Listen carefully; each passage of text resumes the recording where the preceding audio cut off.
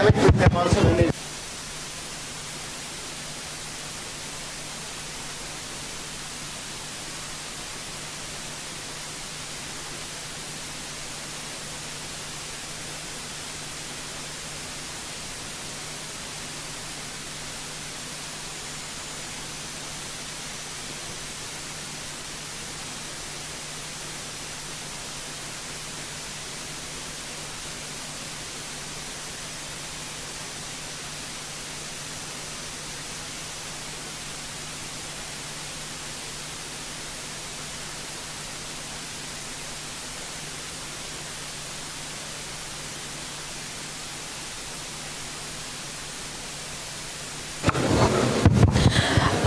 As it is a hybrid mode, you should keep pin drop silence because the people internationally will join us and they will not be able to hear anything in case you are loud. Thank you.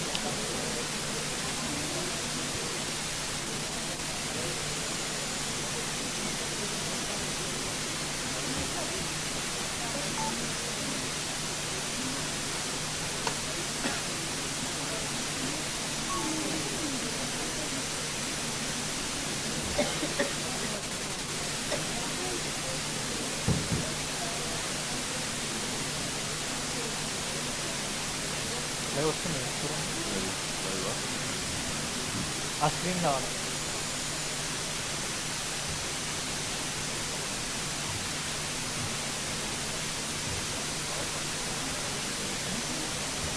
అక్కడ మాట్లాడాలి ఎలాంటి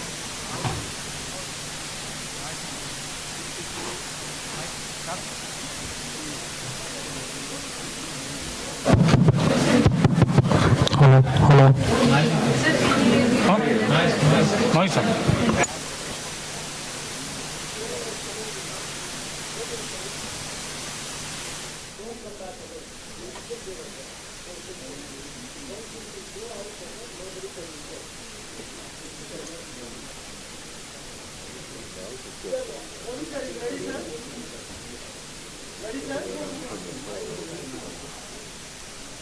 Ramesh sir noise ज़्यादा noise बताए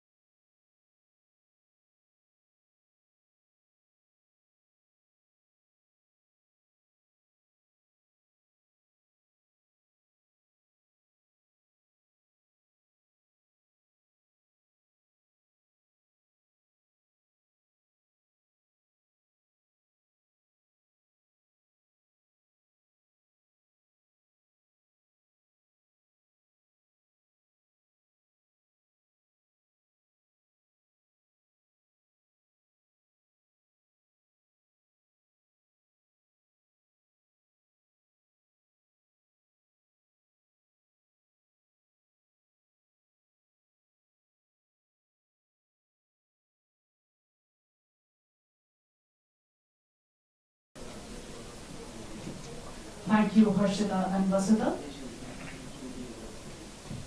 Now I kindly invite all the dignitaries and conveners to join us on stage for the lighting of the symbolic lamp, a tradition that marks the beginning of this enlightening journey.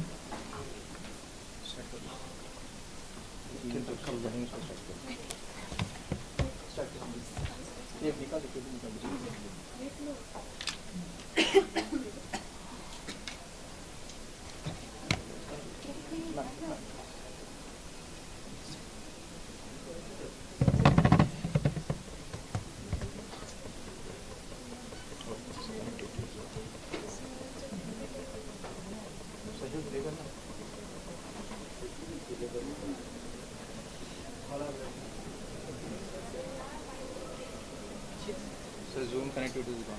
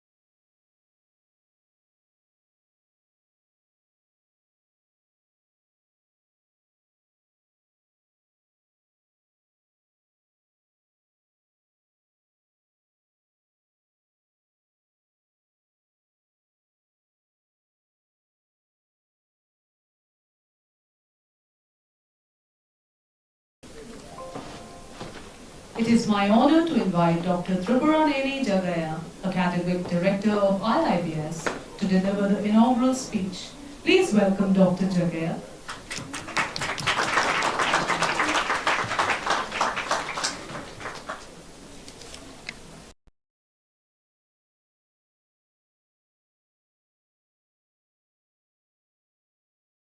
Respected Honorable Chairman, VEMU Institute of Technology, Andhra Pradesh, Dr. Chandrasekhar Naidu, it is my pleasure to extend my warm welcome to Dr. Deshanta from INTI University, Malaysia, Dr.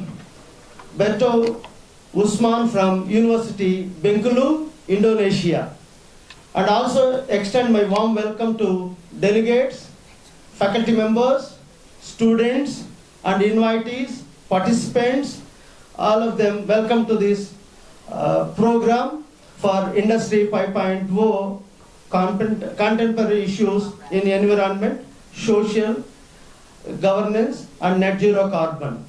Hosted by IIBS, International Institute of Business Studies, in association with INTI International University, Malaysia, VEMU Institute of Technology, Andhra Pradesh, Sen Berada University, Philippines, and University Bengkulu, Indonesia. Here, today is a thoughtful discussion relating to the Industry 5.0 and sustainability and net zero carbon. We want to think about what is the fast happened 300 years, the industrial revolution. In the back, if you go, 1760s.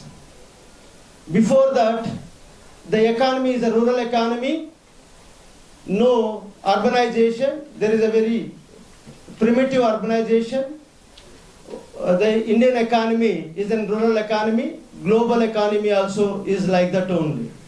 Then they started with spinning journey in 1764. The mechanization started with replacing humans and animals into the machineries, and power loom started in 1785, and steam engine is a revolutionary change is given to the industrial era. James Watt, 1775. This is the first initial happened, the industrialization. This leads to ruralization, start forming the urbanization due to the industrialization. Then coming to the, it went to around 100 plus years of the journey to forming. In between, iron and steel utilization also is started. That is a big impact in the present generation also what we taken into industry 1.0. Coming to the industry 2.0 is a big impact. Still we are in a light for electricity, power generation, leads to the steam, power given a more productivity, mass production generation happened, more industrialization, more urbanization, leads to European countries. They started with colonialism, the international transactions are made many. Steel and chemical industries speed up and given to the transportation, communication revolution started with Graham Bell, introduced with telegraph. This is the big journey. Industry 2.0 is given a big boost to the industrialization and communication industry. That is happened within 1875 to almost 1950. We are in that revolution we started initiating and sustained. Then computers era started in 1970s is the third generation of industrialization 3.0. The man is completely replacing the work or other activities to computerization, leads to automation and computerization, raising electrification, microprocessors, robotic technology, IT, increasing using of data and digital control system, globalization and supply chain management leads a major role. The country's paradigm shift to industrial sector to service sector. All the sectors are started depending on the service sector due to the commercialization of computerization. Then coming to the fourth generation is industry 4.0 is totally automation, and we can say that sensor based, remote based and artificial intelligence came into the picture, and 3D printing, big data analysis, Internet of Things, many things coming to the picture. The human completely depending on the missions and machine learning means how we are cooperating with the mission is more faster than us, but even though is not replacing the human beings. Human always is very talented compared to the mission. Whatever fast mission is going, even though controlled by the humans, human emotions, feelings, sentiments, angers, or many things have a human that is not there in the computers. That want to bring to the into the picture, the industry 5.0 is coming to the picture. Here we want to secure ourselves first is a sustainability. We're going with a faster industrialization, how to sustain, there is a consequences, how to take the remedies, and we'll discuss on industry 5.0. There is a challenges, usability and complexity. The present generation, the older generation is not able to cope up with the present technology. How we want to be solve this problem? Ethics and privacy. There is a many hackings are happening. how the present generation people to protect for the ethics and privacy and inclusivity and accessibility. There is in a different languages. Earlier we can say that literates or illiterates, educators or uneducated. Now, who are technically skilled, unskilled, there is a big challenge for using the Industry 5.0 and adaptability. Very few people are coping the present the technology adaptability, who are not able to adaptable, their societies, they are going within a day-to-day is a lower. Means how this faster growing technology, all the people can get the adaptability is a big challenge. That also want to discuss in the conference, how to overcome this type of challenges. What is the future direction also we want to discussion here. There is an augmented reality and virtual reality. The 3D virtual reality, how to recognize, how to justify, that also is a big future challenge within our friend. Then brain-computer interface. Means humans' feelings, we want to understand the mission, we want to integrate with the humans with the brain-computer interface, and the emotions and aware system also we want to integrate into the system, and collaborative interface. These are the future directions in human-computer interaction. These are the main challenges and future expectation. This present conference will give some solutions and some feedback to move forward for the next generation, and also sustainability and net zero carbon to protect in the earth, how to move forward. Also this conference will give the clear picture. Some extent we can get the solutions on this conference. And expectation, I am concluding my introduction of the topic. Thank you very much for giving the opportunity.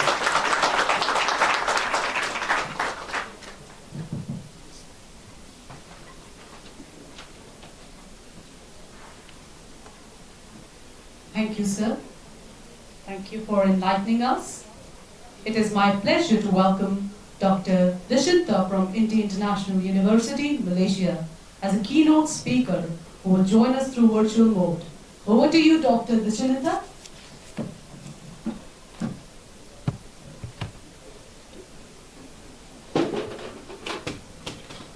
Am I audible?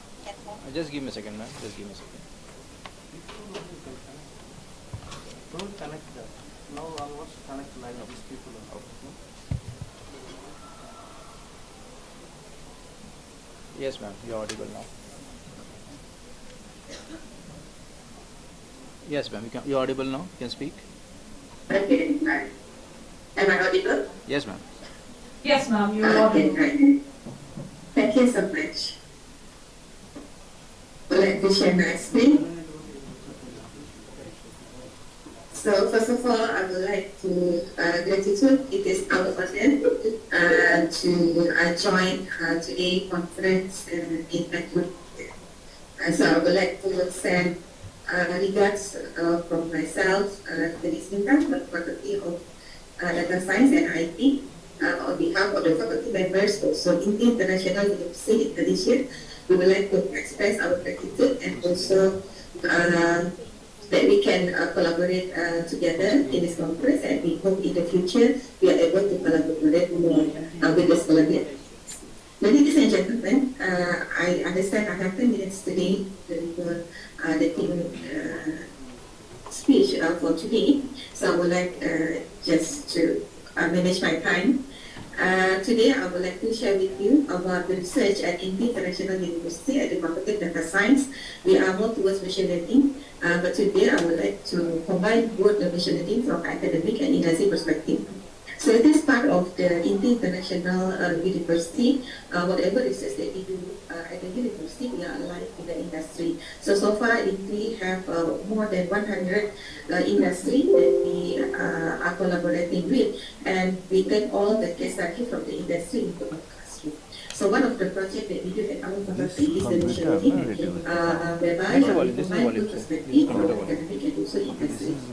So in the case of machine learning overall, then we understand that the machine learning basically refers to the computational method, identifying the system-level factors, making decisions, and also This is, I think so, the this June one we are includes reducing. healthcare, finance, This is a and computer. Malaysia, This is a computer? See, yeah, this is and computer. although fundamental principles Here, if I reduce, the volume reduced there also. consistent, there is a distinct divergence how the academic and industry will perceive, develop, and also implement this approach.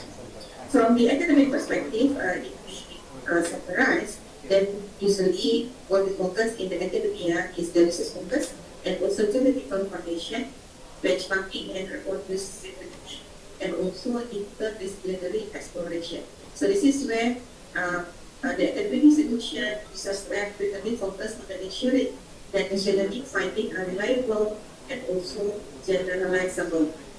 Peer-reviewed contribution, application, open source code, standardized data set, community different challenges. This is all the topics, but also the effort in the academia to do benchmarking and also to make sure that our research are reproducible. In the meantime, from the industry perspective, we understand that industry is more towards practical problem, more towards on the return of the investment, also the integration with the production system, and also the compliances about the security, ethical consideration, and etc. So this is where we try to find the gap between the academia and industry.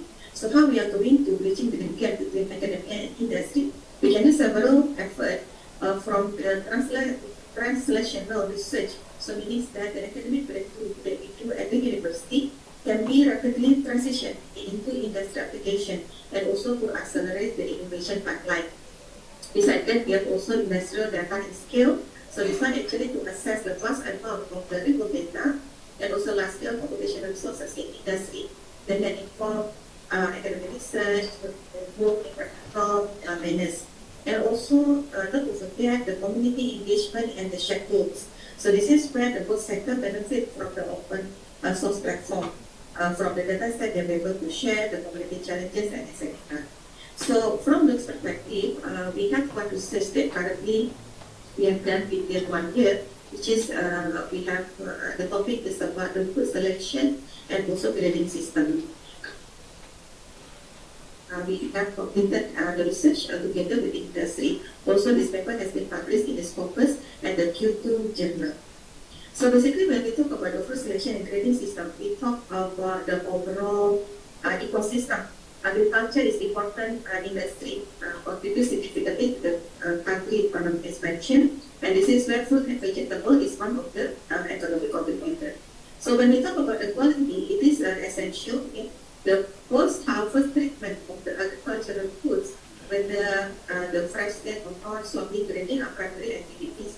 When we talk about the grading and the sorting, this is the method that to categorize the fruit and vegetable based on their physical attribute. For example, can be size, color, weight, texture, etc.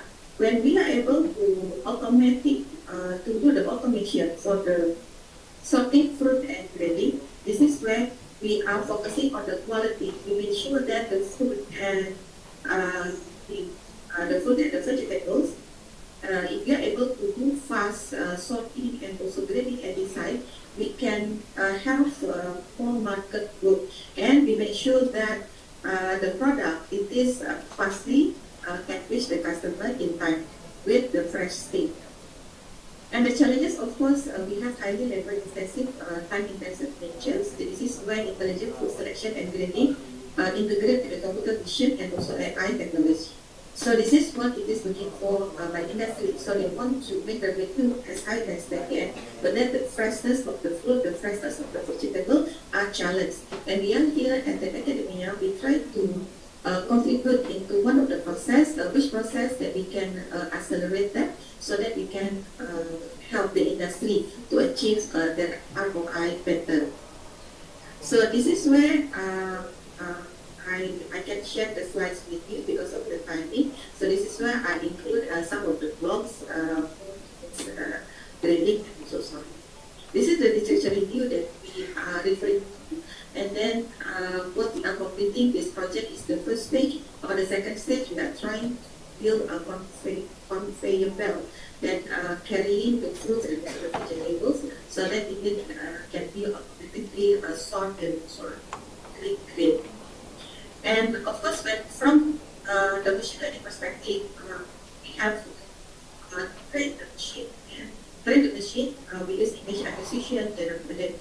camera, do trace processing. From here, we can have the model for testing. For the testing of the model, definitely starting first from the image data set, trend data set, then after that, the model will come up with the output of the grade 1 to 3 of each fruit. Now, what are the academic perspective of it? When we talk about the academic perspective, definitely we want to contribute to the state of art of the knowledge itself. So this is where we go through some of the methodology. We do processing after we get the image of the fruit and vegetables. Processing, then we incorporate computer vision algorithm, then we do classification. When we do classification, we do two classification. The first one, classification of the fruit, then after that, classification of the grade. So this is where we, in the academia, we are challenged to understand this process using what kind of algorithm in the AI, so that the result of this sorting and grading will contribute to the industry, whereby we want to support the industry to sell the fruits and vegetables at the fresh state, so it can reach the right customer with the right price. So the sorting system definitely we then at the university begin with the collection of the fruit image, food processing, grading. After that, we check also the standard, the grading result, the sorting fruit until it is finished. So when we talk about grading system and criteria, this is where we learn from the structure of the data set. We use, in the botanical way, we use image feature selection, and this is where we are splitting the machine so that machine can recognize what is the fruit. If we have the type of fruit, then the machine can able to differentiate the three type of fruit and also differentiate each grading of each fruit. So we are doing like double work for this to support the industry output. Then after that, we selected classifier of the grade of fruit, then we have a comparison result analysis, and that will be the end of the research. Objective of the study, of course, we want to automating the food grading. This is where we use the industry. Inside that, for the technical perspective, we plan to improve the accuracy, the consistency, try to find the correlation between the technique. So if I put BRC and it become the problem station, it become our standard when we come up with the research and we come up with the academic paper, then we have to solve two types of problems. The first one is a problem in the domain, which is the agriculture. The second type is the problem of the scientific problem itself. It is the algorithm inside the state of art of the machine learning. So this is where we have a methodology of, I believe some of you are familiar with this, image acquisition, processing, feature extraction, and also classification process. This is where the image acquisition, how this looks like. So we try to identify type of fruit, then after that we grade how to grade the fruit that we are able to identify. So as I mentioned, this is like the work that we do. Then after that we do image processing, classification process, and also evaluation and validation. In terms of research, this is where we try to compare our performance with the benchmark data set, which is from the Keynote. Yeah. This is where we publish our paper at the Scopus Q2. So here we have around 8,000 images, consist of 24 types of food, and also the quality, 6 types of food, and the grade. And then what we study in the university, because I understand that the industry very more careful about the ROI and also how fast it can sorting, grading, and so on.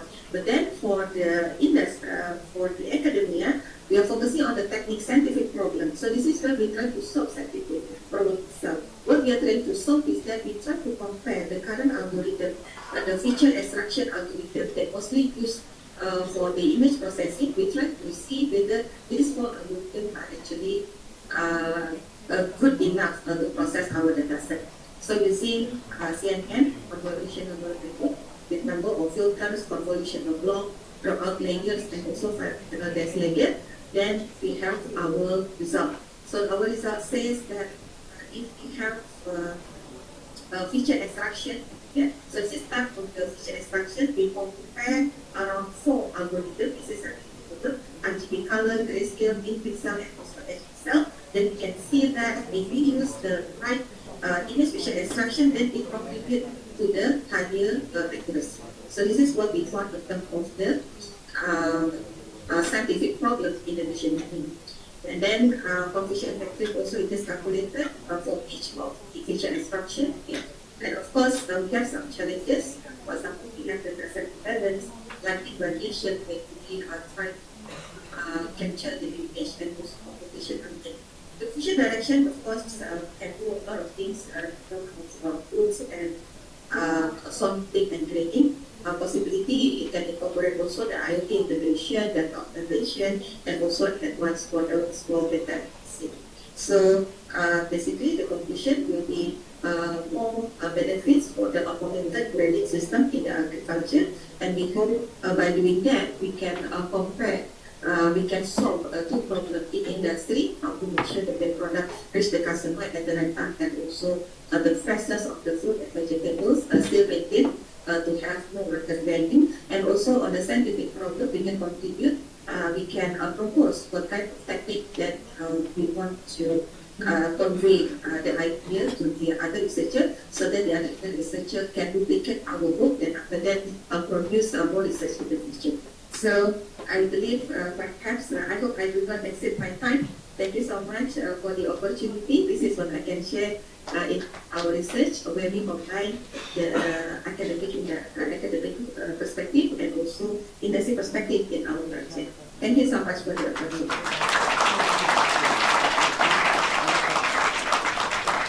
Thank you for enlightening us, Dr. Vishinta. It was highly informative. Thank you so much. I am privileged to welcome Dr. Berto Usman from the University of Bengkulu, Indonesia, to join us as a keynote speaker through virtual mode. Over to you, Dr. Berto. All right, thank you so much. Madam can. So let me start sharing my screen with you. Screen sharing. I think, all right, let me see. They will do. Good afternoon, everyone from Indonesia. It is an honor for me to be one of the keynote speakers in the prestigious international conference on Industry 5.0, ESG and net zero carbon.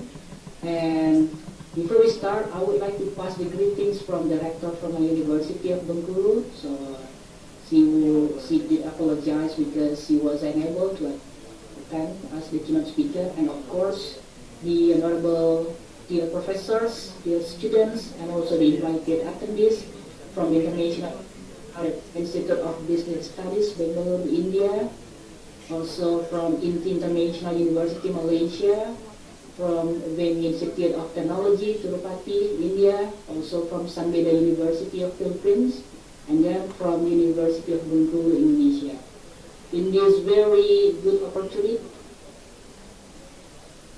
I would like to share some work from UK and also Italy. So I'm doing some revision on the paper about the ESG, and specifically our working paper is studying about the sustainability of assurance and the sustainability of disclosure quality. So ladies and gentlemen, please allow me to share with you a little bit insight that we have been collected from our empirical study. So to begin with, what is the motivation of our study? So basically the study is very simple. So we are starting our idea from the phenomenon and also from the facts that there is a significant increase, right, in the numbers of global sustainability and reporting practices worldwide. So that's why during the year of 93 to 2022, the KPMG had reported that there is 69% for the global 250 companies, as well as the 71% for the N100 companies disclosing the non-financial information to the public. Also, because this one is becoming more common now, there is additional phenomenon accompanying this phenomenon. So what is the phenomenon? Investors accompanied by the financial information too, right? So how do we study? So we basically would like to test the relationship between the sustainability assurance and the sustainability disclosure quality. So we are trying to extract the data from 332 public listed companies from 23 European countries operating in environmentally sensitive industry from 2014 up to 2017. So basically the data is pretty late because this paper has been in the third round review in the accounting in Europe, so that's why we are trying to do our best to push the quality of the paper and then addressing the comments coming from our reviewers. So basically, dear professors and also dear students, this is the theoretical framework that we would like to show you, and how do we link the concept of sustainability report and sustainability assurance. Basically, what we mean by the sustainability report referring to the non-financial information disclosed through their annual report, or it could be also an independent standalone report, right? So like a CSR report, or we also have many names for this type of report, such as the triple bottom line or ESG report, and then somehow we hear about the corporate sustainability report, right? And then what are the benefits that makes the company are willing to disclose their non-financial information to the public? So based on the previous study available in the literatures, many studies have found out that the publication of non-financial information increase the analysts' following numbers, and then also it helps the financial analysts to increase their coverage, and then as well as reducing the analyst forecast error. Of course, this one is very good because company can have the benefit of reduction. So company can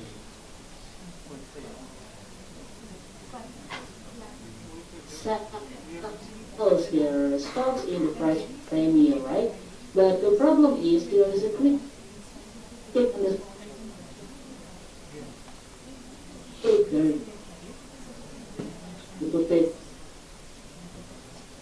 visibility have to be accompanied by the presence of external. So what are the benefits of engaging with the sustainability assurance in this disclosure reliability? Since we have the mandatory regulation, it will also be very important for the company to maintain and to ensure that the disclosure reliability is high and its credibility also good, right? So it can help to increase the trust of the published information. And at the same time, it will also help the company to minimize the risk and increase the value of the report itself. But again, unfortunately, we also have some critics about the practice of sustainability assurance. So the first critics relating to the managerial capture. The second one, the lack of independence of assurance providers.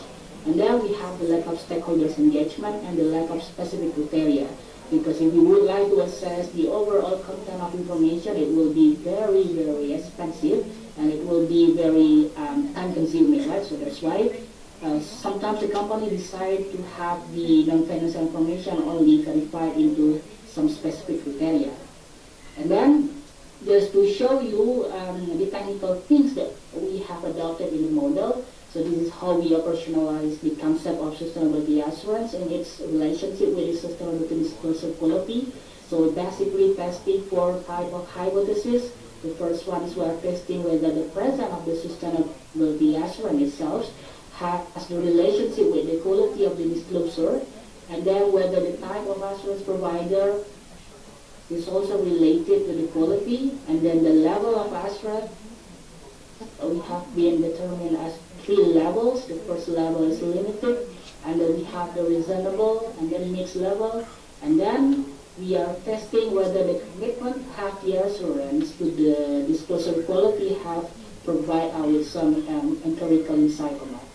And then how do we technically implementing the methods of the research?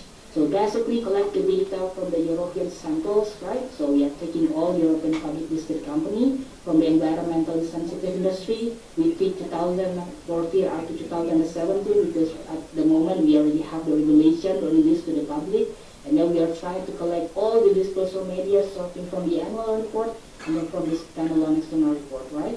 And then we do the content analysis by doing the manual coding at the beginning, and then we employ the artificial intelligence using the Atlas T8 as our additional software, and then we do the analysis with R, with content package analysis. So this one is the qualitative textual data analysis.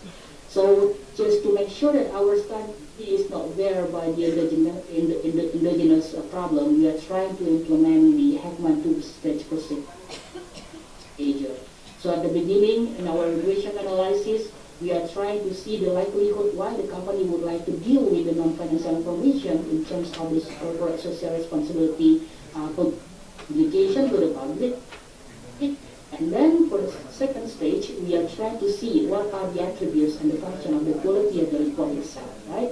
So we are trying to screen our samples based on this decision tree. So at the beginning, we are trying to collect all the active public listed company in Europe. We are trying to categorize it based on the industry categorization, and then we see if the company consistently publish their sustainability report or not. And then we only analyze all the reports provided in English, of course. So it will be very convenient for us. There is also a report published in non-English language, such as in Spain, they publish in Spanish. And then we try to identify whether the CSR report or SR report is accompanied with the SR assurance or not. And finally, we were able to identify the type of the assurance provider, whether it is assured by the accountant or whether it is assured by the consultant. So just to give you an initial idea about the descriptive statistic of our samples, we found that UK is the European company that is very, very leading in terms of the publication of non-financial information to the public. And then we have here Germany, we also have France, we have Italy, and then we have Netherlands. So they are the top 5 countries that are voluntarily, and then when they turn into mandatory reporting, they're still consistent, right? And then we would like to see our main purpose of our study by testing, right? By testing the sustainability assurance practices on the sustainability disclosure quality.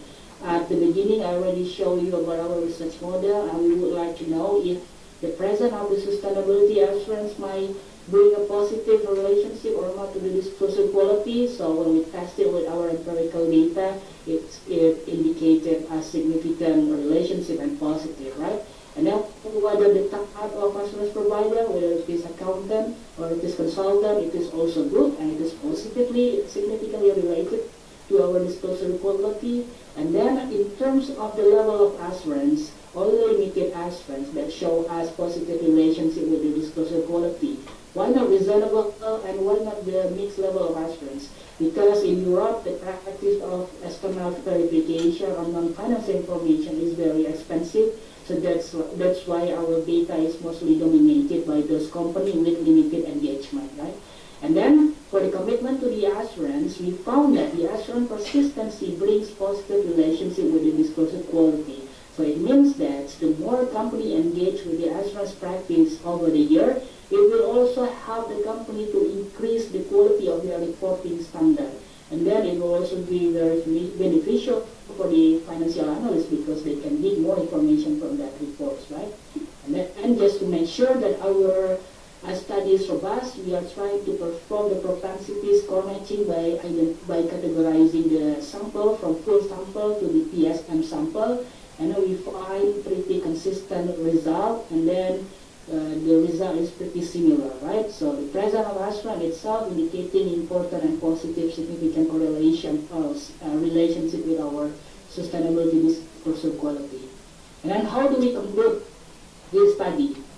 So is sustainability assurance associated with the sustainability disclosure quality? The answer is yes, because it is really due to the fact that the phenomenon is very clear now.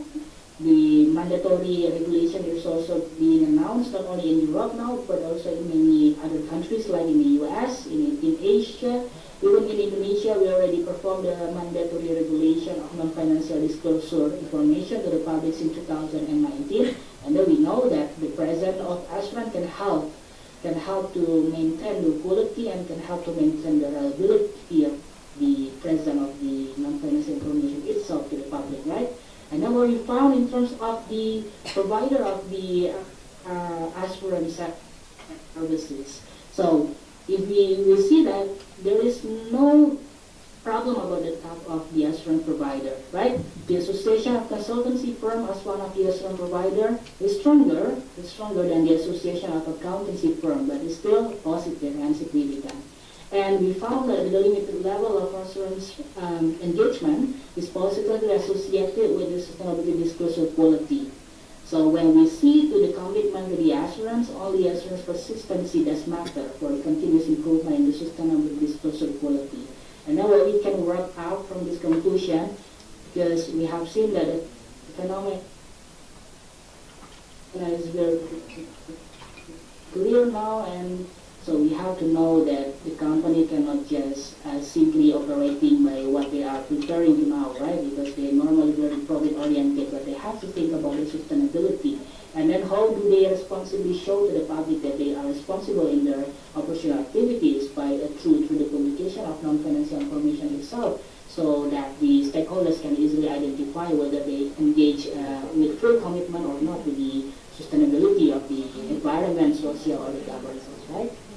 And then, so this one will be the last slide of my presentation. I'm so sorry that I think I take more than 10 minutes, but it's a great honor for me to share with you my working paper that I've been dealing with my co-authors. Thank you so much, and hopefully we can see you again. Thank you so much, Professor, and dear students. Thank you so much. Thank you, Dr. Berto, for your words of wisdom. It was really thought-provoking, and we will definitely think over it. Thank you so much. I would now request our guest of honor, Dr. K. Chandrasekhar Naidu, Chairman of WIMO Institute of Technology, Andhra Pradesh, to say a few words.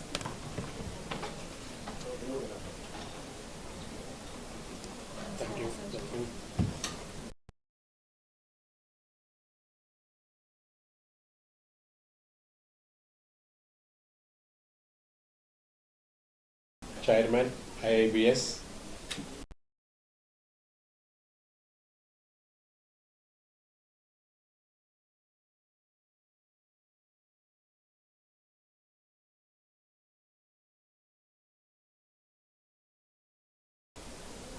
Devshindar and Dr. Usman from Indonesia, and other dignitaries, industry leaders, faculty friends, and my dearest young students. Good morning to you all. Very nice. So, first of all, I wish to tell that my apologies because I came late. Though I know that you are very anxious to go and participate and discuss on different topics and draw the conclusions meaningfully for future generations. I could read from your faces. Though, because I have delayed, I will not take much time except few minutes. So, at the outset, I wish to congratulate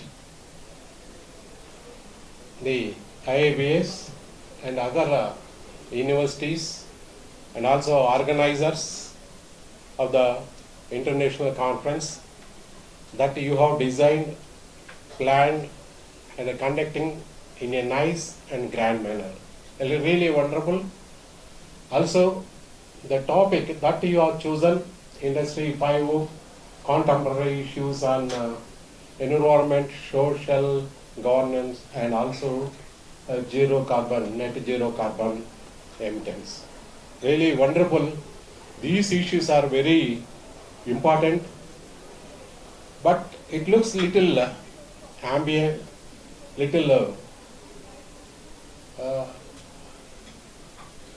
very anxious. I think that we have taken so many issues to discuss at a time, and each one of the issues deserves to be takes a day or two, and you have put so many topics, issues.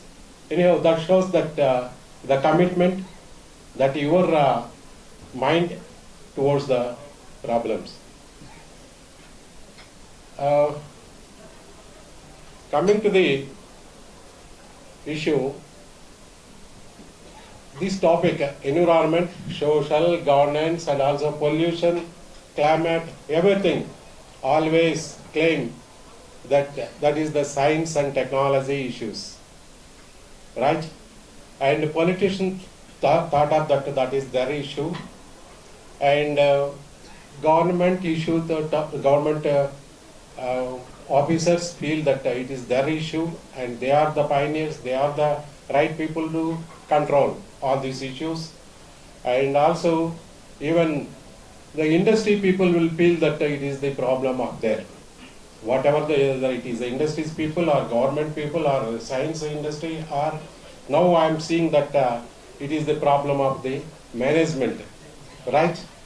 And really, thank you and also congratulate you for your concern showing for this wonderful topics and drawing the, what is that, your, and you are going to be addressed and discuss and draw the few conclusions which will be useful for future generations.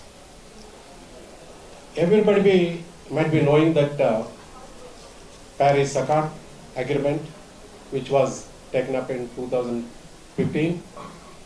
As per that, US has committed that they will come to the net zero carbon by 2050.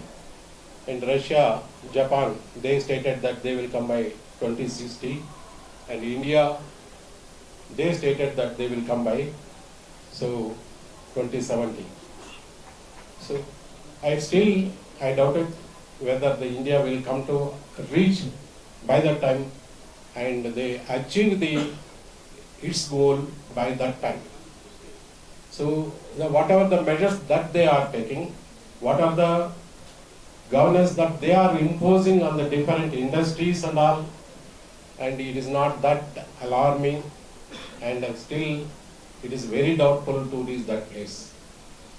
Everybody knows that environment and also waste management and other things, particularly carbon problems, it is very hazardous and it is giving very bad impact on environment, climate, human being, wherever it is possible.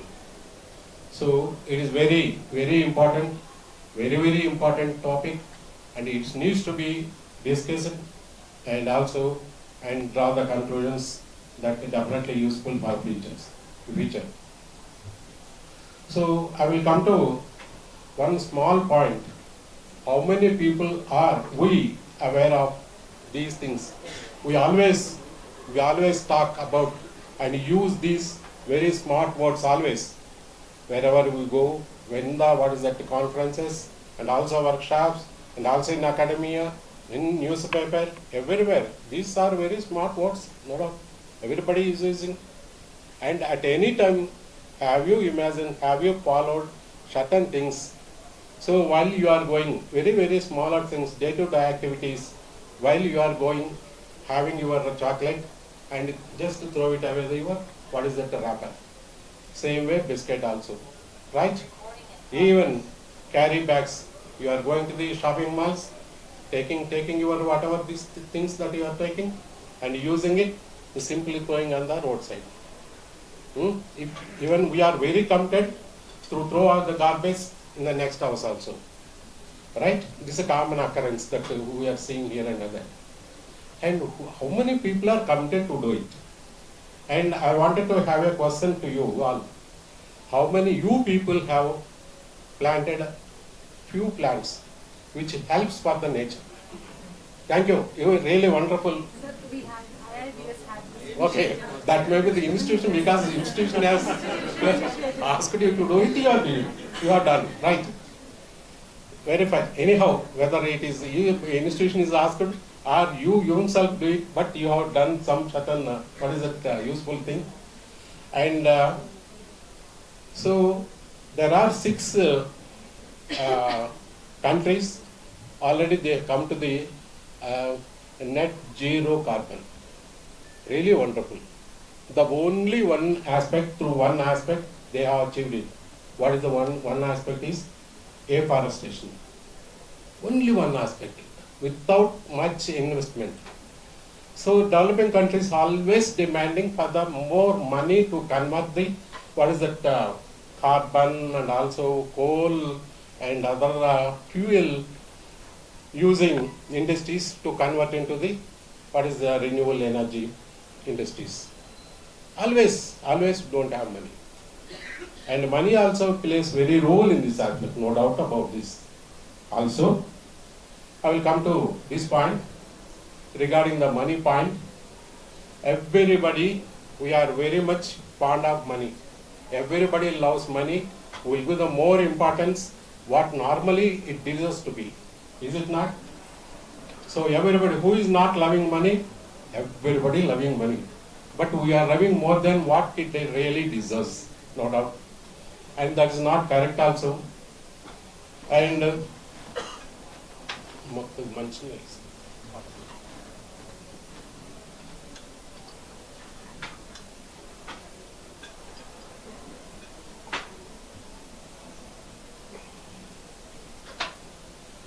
excuse me. So I'm the senior most man, senior citizen here. All the people are very young, looks dashing, energetic. I'm 73 years old. So, right? Don't be over attachment to the money. Money is not the factor. Always you people, you design, you what is that, give the impression, your definition is money. If you earn more money, that is the success. Is it not? If anybody has more cars, anybody has the what is that, so many assets, and he has a big bank balance, that is no doubt is a very successful man. In my definition, that's not correct. How many people you have enlightened around you? How many people you have made them happier who are around you? That is the success. So please question yourself, how many people so far you have made them happier in your life? 0. Right? And try to do it. See that, and always, what is that, try to be clean or try to be more beautiful. So more beautiful means not outside using fair and lovely and all. Right? Every time you can have fair and lovely and all, and you can feel beauty. That's not the beauty. I'm talking about the inner beauty. So inner beauty is more important. Every day put a question about yourself. So am I become a more better human being today? In the morning every day. In the evening again put a question, where did I become a more beautiful man or more better human being today? I repeat it. Early in the morning put a question, where can I become a better human being today? In the evening put a question, where I did become a more or better human being. And the next day you can put a question that, am I a better human being today than yesterday? Right? That is more important, I believe, because I'm a senior citizen, I'm telling you, I'm a senior man. So always we feel at any time we have to see the people, even in my college also. I will give certain few words which are useful for their real life, not to discuss in the seminars or conferences or something, somewhere, so in other areas. But it is out of this one, I'm telling you. So if you anybody feel, so in which way these things are connected with the, what is that, international, what is that seminar, sustainability and all, and that's not the question. And when issue has come, people are giving more importance, more this one for the money. That's not correct. We have more attachment to the money is not correct because of that reason only. And pollution control people are not going and checking and doing their duty to control and to take the right steps to maintain the carbon, what is that, levels or emissions. And they are not doing. There also money is playing. And he also wherever, so already we have enough of forests, no doubt. And that also everybody, in particularly in Chittoor district and all, red sandal is there. They are, what is that, uprooting. and they're selling, they're smuggling. And in any country, so afforestation implementation they should take very seriously, but it is not happening here. We are here, what is happening? Deforestation is happening. How, if that is the case, in these constraints, how we can achieve my question is this one. In these constraints, how we can achieve the, net zero carbon by 2070? That is my question. Because of that reason, I have stated this money factor, so don't think in the other mean. Anyhow, and you have come, and you are, most of the people you might have come from different people, from different colleges and industries also, and anxiously you are waiting. Please participate in different sections, and he has arranged. Jaga is a wonderful boy. He will take every step in arrange.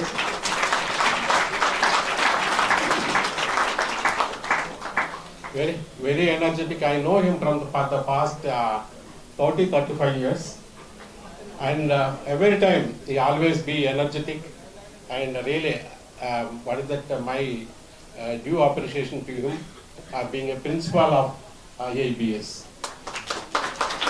And for you also, sir, you have wonderful man in the IIBS. You have got the good, very excellent person, and to perform his duties in the institution. So actually, I'm also trying to get such people. I'm not getting in our college. And finally, I will tell you one thing. Most of the waking hours, you will be in the working place, your workplace. So everybody knows it. So don't be unhappy in the workplace. If you are very unhappy in the workplace, you cannot be happy even in your life also. Always be happier in the workplace and try to show your strength by working effectively. This is my suggestion to you and also advice. So please actively participate in different sessions and draw the conclusions well and conclude the usefully and meaningfully that will be make use for the future generations. Thank you very much for giving me this opportunity. Sorry, I've taken. First, a huge round of applause for Dr. Kejan Viswanathan. Thank you for your invaluable input, sir. Definitely you said the right thing. The ladder of success is not materialism, but your behavior. This is what we got from your inputs. Thank you so much, sir, for enriching us today. It is my utmost honor and privilege to invite Dr. Jayaprakash, Chairman IIBS, to deliver the presidential address. We welcome you, sir.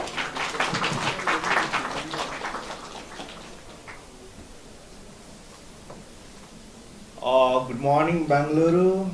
Good morning, sir. Good morning, India. Good morning, sir. Good morning, Malaysia. I think it's good afternoon. Good afternoon, Malaysia. And good afternoon, Indonesia.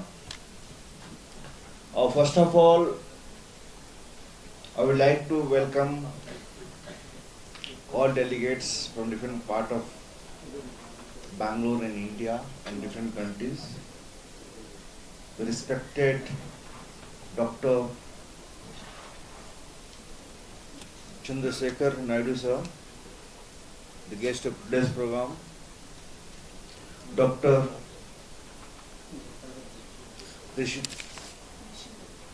Rishinta from INTI University, Malaysia, Dr. Berto, Usman from University of Bangalore, Indonesia, and all the delegates from different parts of today, our team, they have taken very great initiative to discuss and have a presentation, research on Industries 5.0.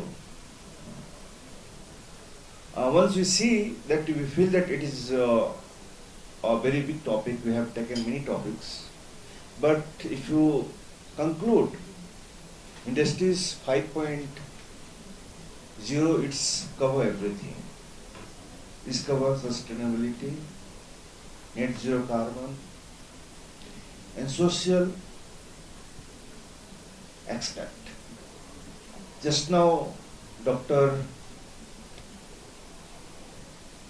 Tashinta discussed about how we can bring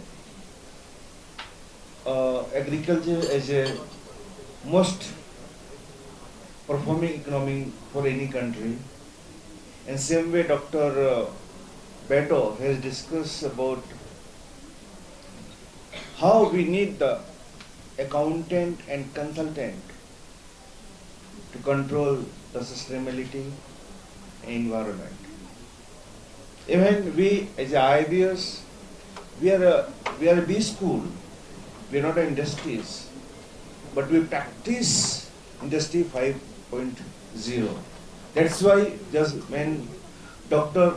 Chandrasekhar Naidu sir asked that how many people they have done plantation, so I've seen that everyone they have raised their hand. That is a part of Industries 5.0, what we believe and practice in IIBS.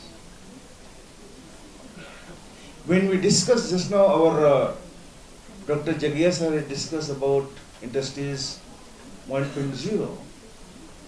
So that time, you know, that when the invention of steam engine and steam power happened, that time industry used to be on the bank of river, because they need the water, they need the transportation mode as a river. But when Industries 2.0 happened, that time there was invention of car and electricity. That time location was not important, that we need on the bank of river. So we can go any part because electricity can reach anywhere.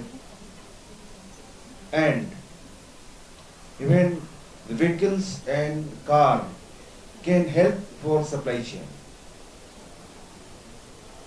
And when again we can see the third revolution, that Industries 3.0, that was the revolution of computer. And everything started automations due to computer. But if you go back the history, and if you see the today's topic, we can relate that why Industries 5.0 is more important. What is the key parameter to keep the Industries 5.0? That is, first, that industry should be very profitable. And same time, that workers should be profitable. And we should maintain mobility and create circular economy. That is what we believe in Industries 5.0. But when you see the Industries 1.0, Industries 1.2.0, so there was totally opposite. We used to harm more environment and we used to exploit more our workers. That's why I have seen the revolution in France, French Revolution. That was the reason. And again, I have seen the Russian Revolution, when the worker was more exploited. But here, when you see the Industries 4.0, where we have started thinking about everything, that how the company should be profitable and workers should be profitable, and even we should not harm the climate, and we should reduce the time and productivity. But when we see this revolution, and now with the revolution, all industries either can talk about 1.0, 2.0, or 3.0, 4.0. It's all the revolution. But this revolution, what we are talking today, the 5.0 is really a very important way. We are connecting human with the technologies. When we compare 4.0, when we compare 5.0, in 4.0 we have used the digital transformation. That was the revolution where we use data, cloud computing, but humans' interference was less. But now our idea, and even not all developed countries, they want to see that in industries 5.0, how we can use the humans along with the technologies. So technology can give you the better result, but along with critical thinking of humans, we can bring really a big change in the industries. You know, the sustainability means what? That you want to use the natural resources. We should save the natural resources, but same time we should not compromise with the need of humans, and we can keep our these natural resources for the future generation. That is called sustainability. That we talk today, and that's include everything. Whatever today we have a topic, the environment, social, and governance, and net zero carbon. If you explain and go details, I'm sure that you have all come with the great presentations and research, and that is the solution we're looking at, how human can be benefited, and how we can save our earth and make it our world net zero carbon. So I'm sure that all are here, even both the professors from two different universities, they have discussed the same thing, and here today we're going to discuss and find the solution how to make it industries 5.0 more effective, more successful for the society, for the environment, for the earth, for everyone. I'm sure that all you have come with great research. I wish everyone all the best. Thank you everyone.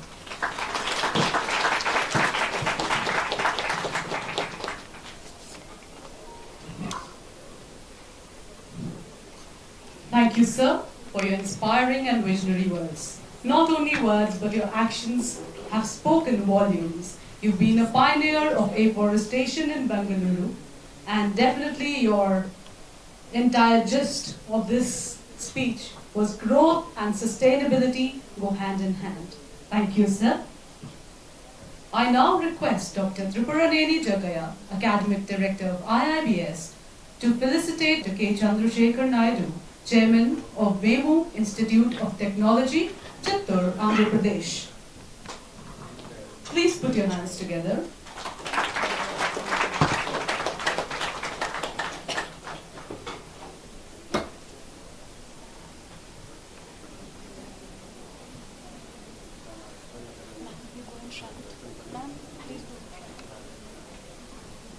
You give one by one.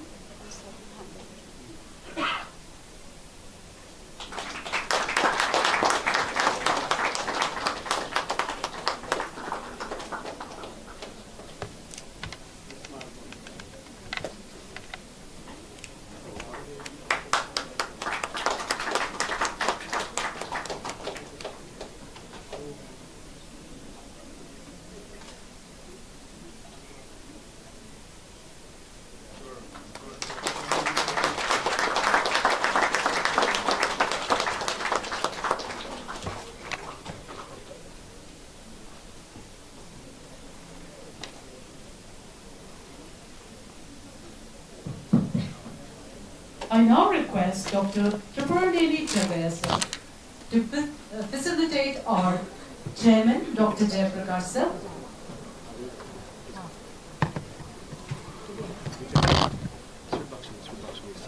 Please put your hands together. Thank you for joining K. Chandrasekhar Naidu sir.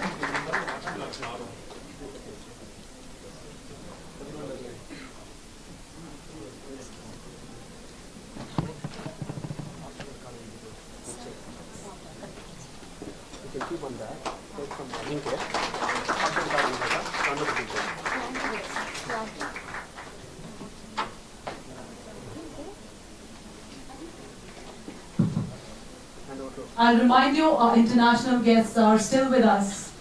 A huge round of applause for them. Thank you, sir.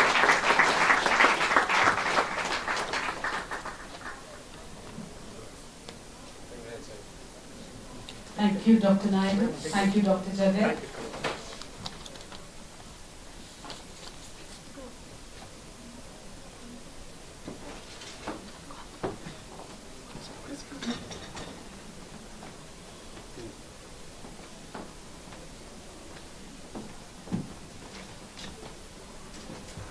It is my honor to invite Professor Mahbub Bashar to deliver the vote of thanks. With a huge round of applause.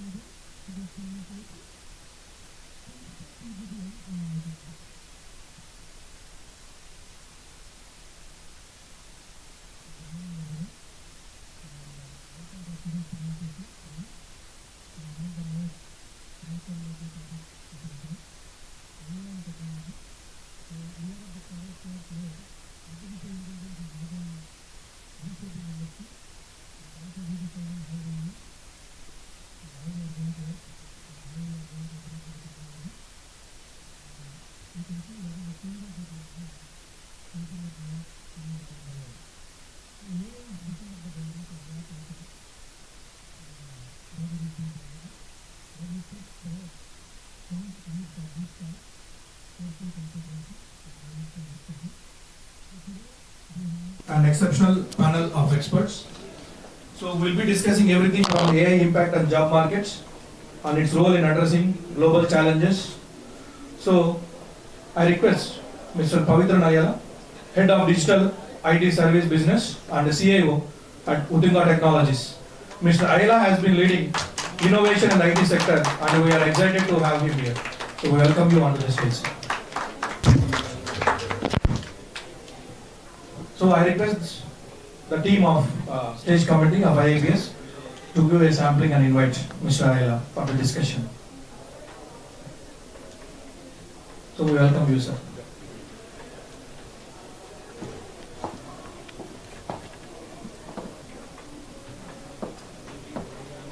So we are honored to welcome Dr. Nirmala ma'am, so chairperson of BCSMS, Bangalore City University. So Dr. Nirmala's contribution to academy are significant and we look forward to hearing from her today. So welcome you, ma'am.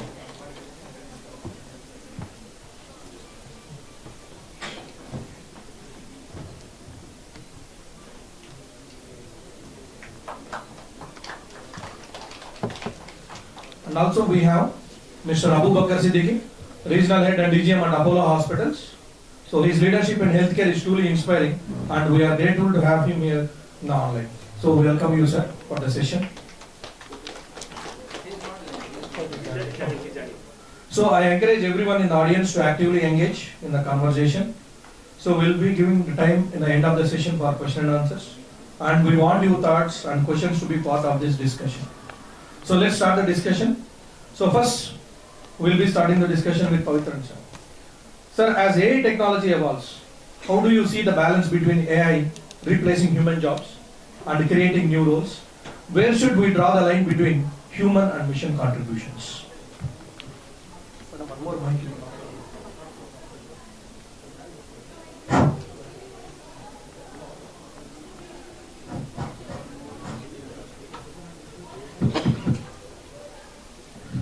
Hi, good afternoon to everyone.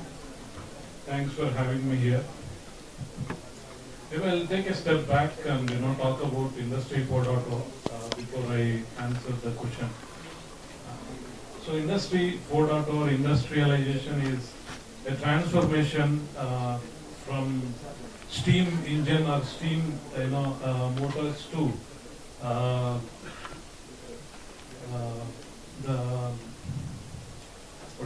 the digital factories or smart factories, right? So there is a lot of transformation happen from steam to smartness. So it not only changed the way we do business, it transformed the business models itself in this era. So most of the four industrializations are kind of a revolution. But when you talk about Industry 5.0, whatever we're all covering since morning, it's not a revolution, rather it's an evolution from 4.0 to 5.0. So bringing that personalization, the human touch into Industry 4.0. So going back to the question, how do we really look at AI, right? The artificial intelligence. So artificial intelligence is not a new thing. Like when I was doing my MCA, it was my elective. So I've studied artificial intelligence in 2000, or when I was doing my MCA. So definitely the application of AI is changed drastically in the last 5 to 6 or 8 years. The main reason is the industry 4.0 made the data available. Once you start having the data, right? So you want to deal with the data, you want to understand the data, you want to see the trends and patterns in the data. So that will enable you to understand, what are the challenges in the process and operations. So definitely AI is not going to, impact our jobs as long as we learn AI. So the person who knows AI can replace the person who doesn't know AI. So that is what, I think NVIDIA CEO, Tim Jensen or someone told. So it is always important, we always understand the technologies, understand what is the, application of those technologies in the industries. That would really help us to be relevant in the industry. And always whenever you write some algorithms or do some Python programming or whatever you do, try to understand, what is the real world application of that. What is the problem you are trying to solve. So I think I saw some keynote speakers covering how that is changing the agriculture and different industries. Maybe I'll give 1 or 2 examples maybe subsequently. But always, understand what is the impact, what is the problem you are solving. The technology is a tool at the end of the day, whether you call AI, you call AR, VR, you call any technology, Gen AI or I can't say anything. So it is, more a tool to solve a problem. As long as you understand the problem, you know what tool to use to address the problem, I think you are there. So going forward, it is only the people who understand these technologies and the problems face the domain are going to really make the huge difference to the industry. Hope I answered. Yeah. Thank you, Pavitran sir, because there is a myth that whenever we used to go for attending of the conferences and maybe the panel discussions, we used to see many of the myths stating that AI has been coming up, they will be replacing the jobs. So you must have to learn and you must have to cope up with your things, you must have to try and move forward. So thank you sir, thank you for breaking up the myth and telling us there won't be any kind of job changes. Right, thank you. Yeah, online we have Abu Bakr Siddiqui, who is a expert, a regional head and DGM at Apollo Hospitals. Leaders, his healthcare is truly inspiring. We welcome you, sir. Thank you very much. Yeah, I can see it. I'm okay now.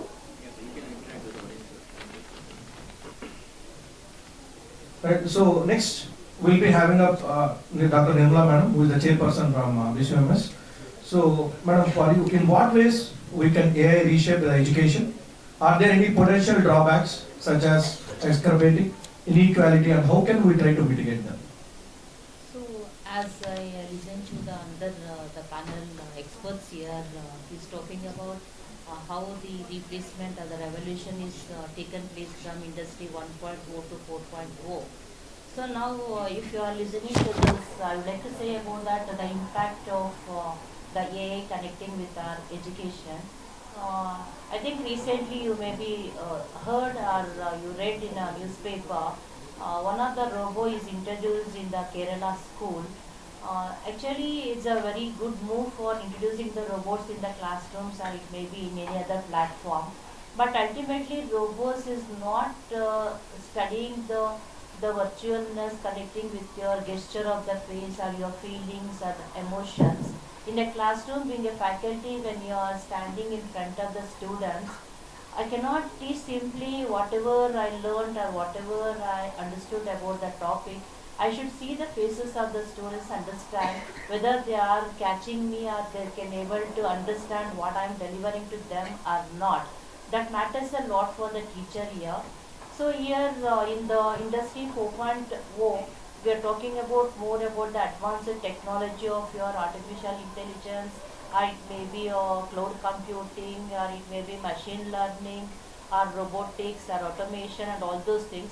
Apart from that, now one more new concept will be added for that is the cobots. Cobot is a collaborative of robotics, means where the personalization means there is a combination of the collection of or it may be a synchronization of your robotics along with the human workforce. That will be best for delivering for any kind of platforms in education. See, there is a utter failure of introducing only in the robots or artificial intelligence in the classrooms.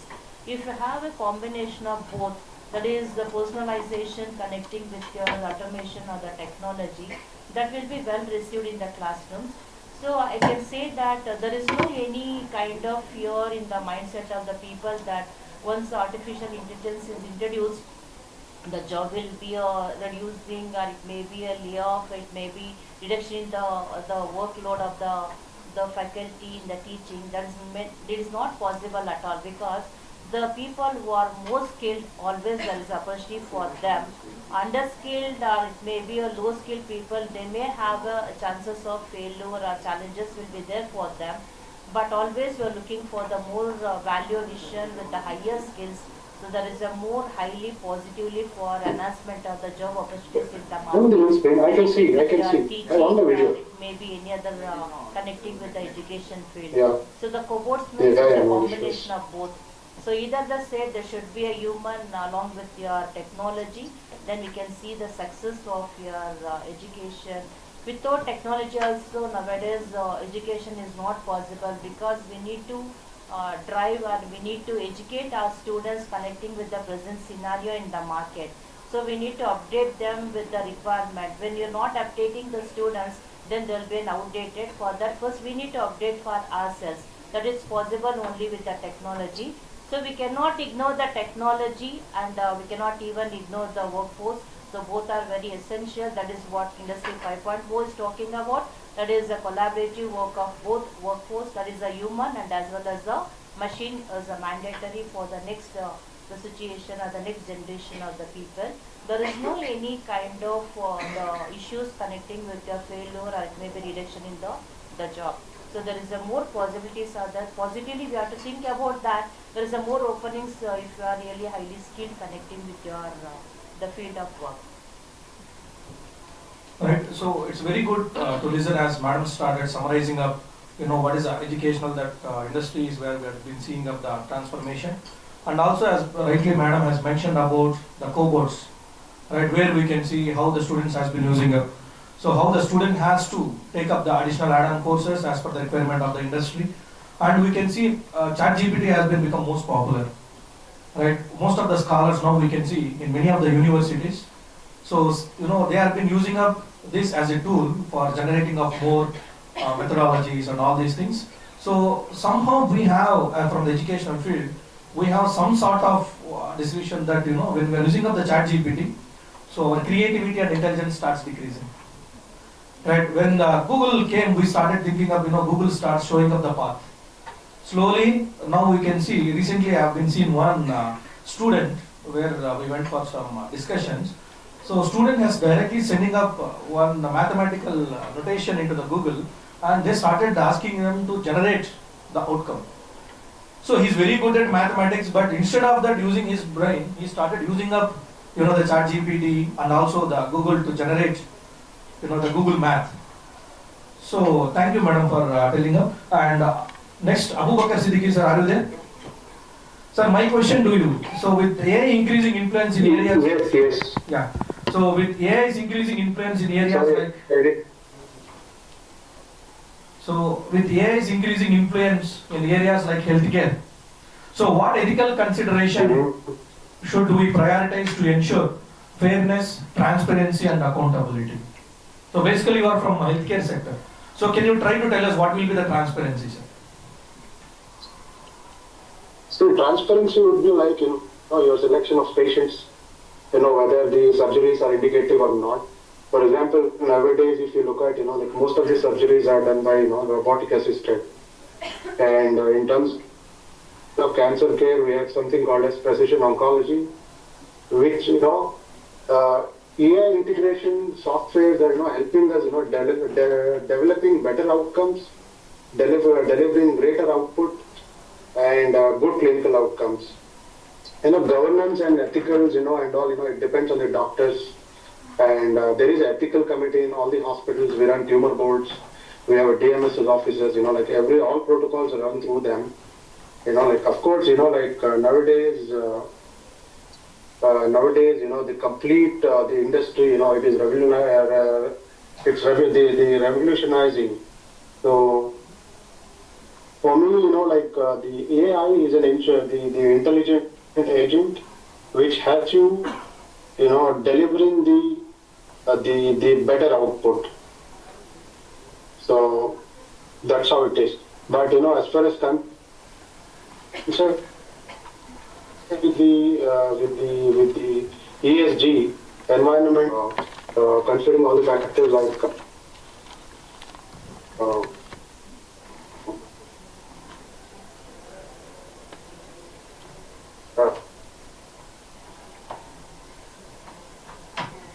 asking me about the ethical this thing. Data is not for a couple of years. You will see, like a more defined data.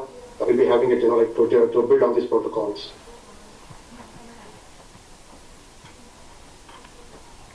Right.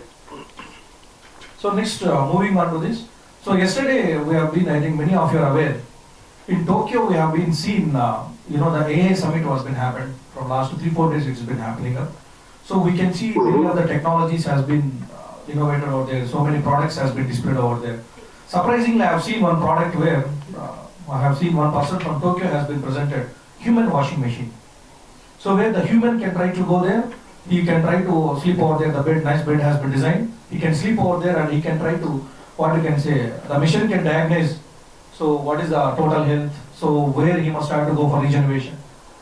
So all these things has been designed, and surprisingly today morning I have seen one video on Instagram, a normal village in Andhra Pradesh. So we have seen a small barber shop has started using up an artificial technology to check out the pigmentation. I have a submission here. I have a submission, like in healthcare.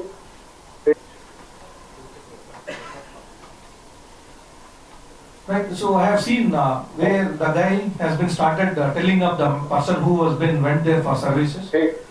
They started telling up, you can try to portray your face, so I can try to tell which type of cutting is been suitable to you. And where the blemishes we have, the pigmentation. For example, through MRI, artificial intelligence. Right, and I've been so surprised, where you can see a normal barber shop has been started using up, artificial intelligence.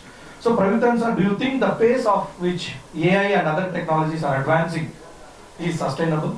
Or we risk whether we have been moving up so quickly, or whether we want to understand the long-term implications? For example, any Indian industries want to analyze their implications if you have been moving fast.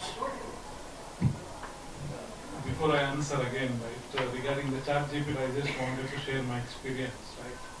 So ChatGPT or GenAI, all these technologies, not on maybe for intelligent people, like you said, some very good mathematician, using ChatGPT might be like, he's not using his skills.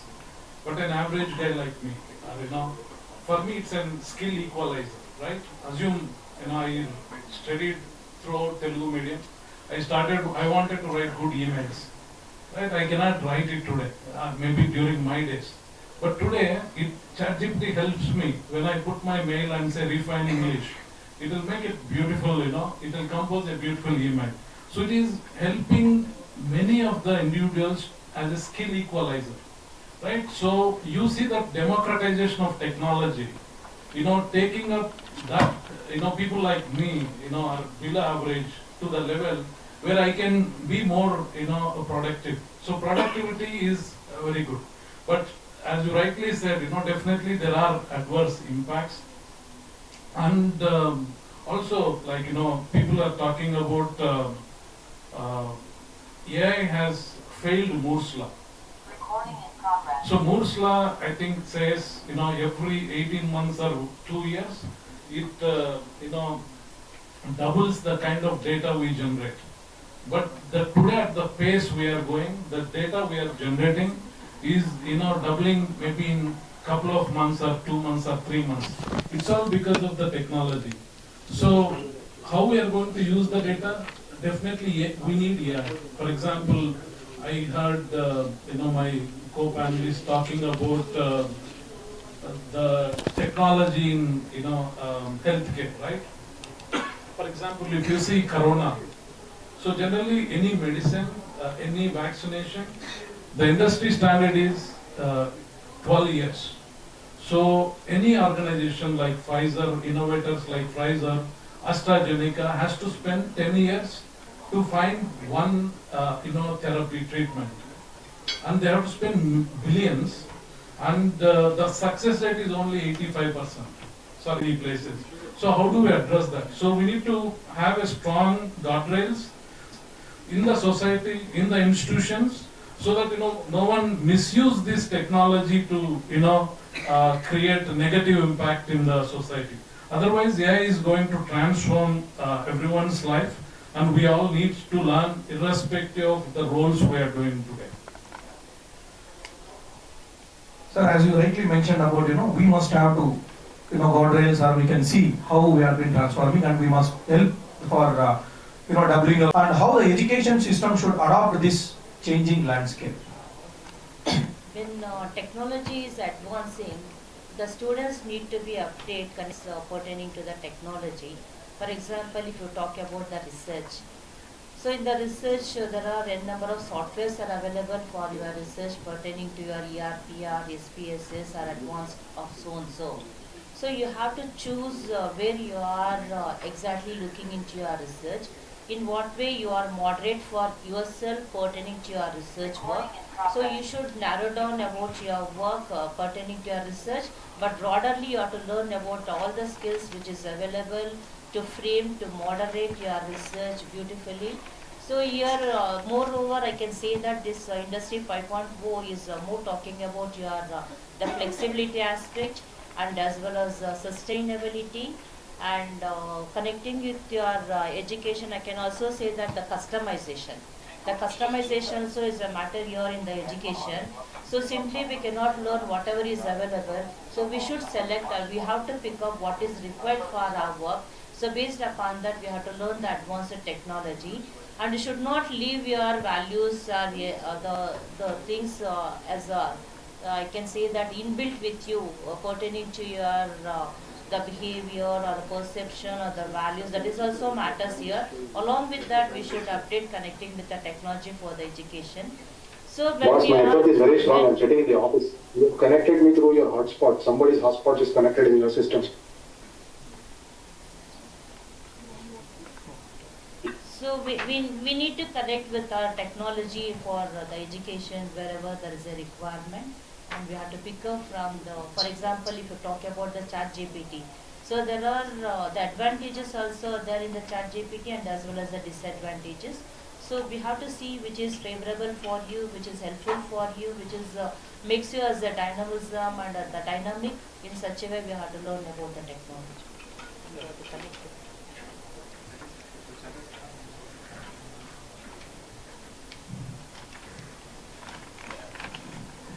Yeah, sir, Siddiqui sir, over to you.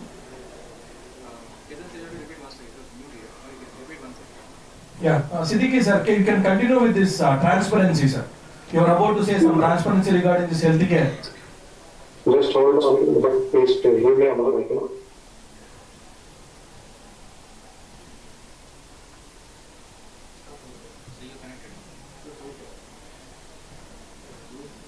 I think I'm okay. Am I audible? Yes, sir. Yes, please. Sir, Sorry, can I just have the question? Yeah, regarding this transparency, so how we are going to prioritize the fairness and transparency in the healthcare? What? No, what transparency in healthcare? You have to be very specific about it. Sir, regarding this, using of the databases of the patients. So already you clearly mentioned. See, patient data is completely confidential. Yeah. Okay, for example, only government can control the database.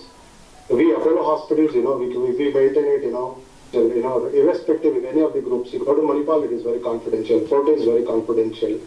Apollo, very confidential. Everyone has got their own server and their iCloud. So yes, of course, government can access your database whenever they want. Patient can access the database. Third party cannot. And we have seen recently that many of the, what you can say, the fitness trackers are also has been coming up by using AI. So recently, the banks have been tying up with the Indian hospitals in order to track and trace up, the fitness and thing, and they have been planning to tie up to provide the better healthcare sector for development of artificial intelligence. Better healthcare in the sense, as I told you, the diagnosis is going to be very precise, very concrete. Yes, there is going to be a betterment, in terms of, identifying the disease, defining what is the issue, from where it has come, the primary cause. But treatment protocols, definitely it is going to drive through the doctors. For diagnosis, yes, artificial intelligence is going to play a crucial role. That is how it is going to be. But it doesn't mean that it is going to replace the manpower. Let me tell you, everything is being again, monitored by the human. They are going to control everything. It cannot overtake the humans. That's for sure. This is my submission. Okay, sir, and also, so as AI has been integrated into the economies, so what can be done to prevent the widening the gap between the country and the community, that we have to access these technologies that we don't? I'm back, I'm not getting the question, I'm So sorry. how we are going to integrate the AI between the communities to access the better technology? Like, now if you look at, most of the hospitals or most of the, primary care centers or any of the clinics, they go for digital marketing using a lot of tools. Okay, they promote, for example, February is a cancer month. Full of February, you will be seeing a lot of cancer awareness programs, some marathons, that, which are displayed on the social medias. That's how, you will be connecting people. You will be educating people, what is happening across the globe. Yeah, thank you, sir. Pavitran, sir, one more question to you. So what excites you the most about the future of AI and technology? Conversely, what concerns you the most, and how can we address these challenges proactively? In healthcare or? No, sir. So we have other panelists. Oh, sorry. Yeah.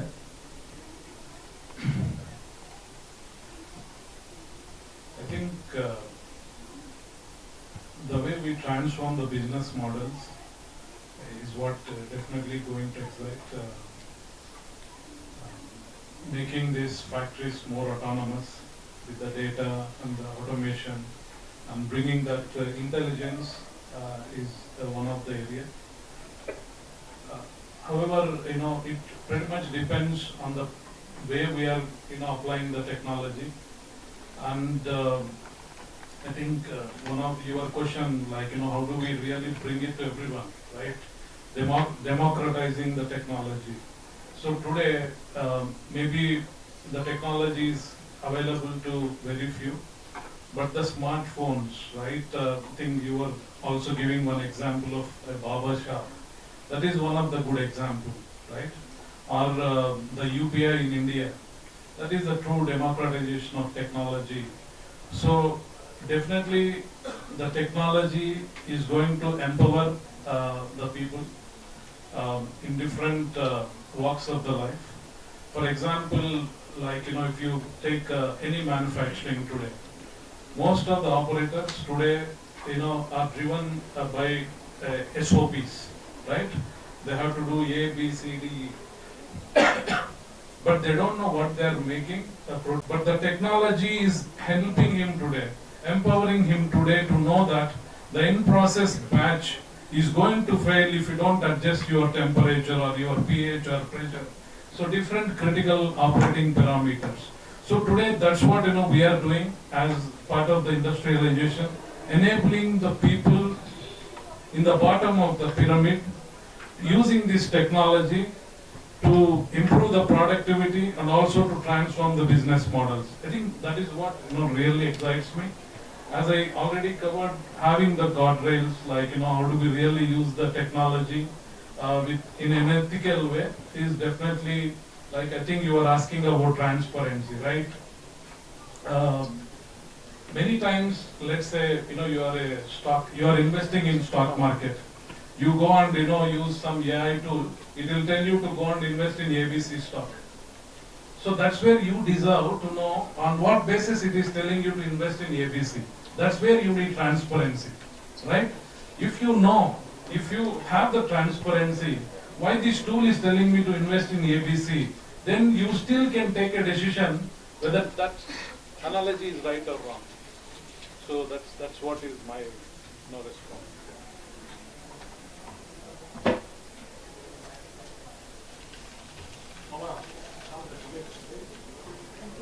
Sorry for disturbance.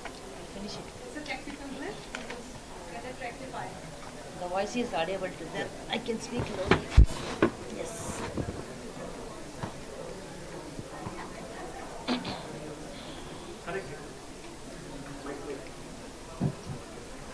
Thank you, sir.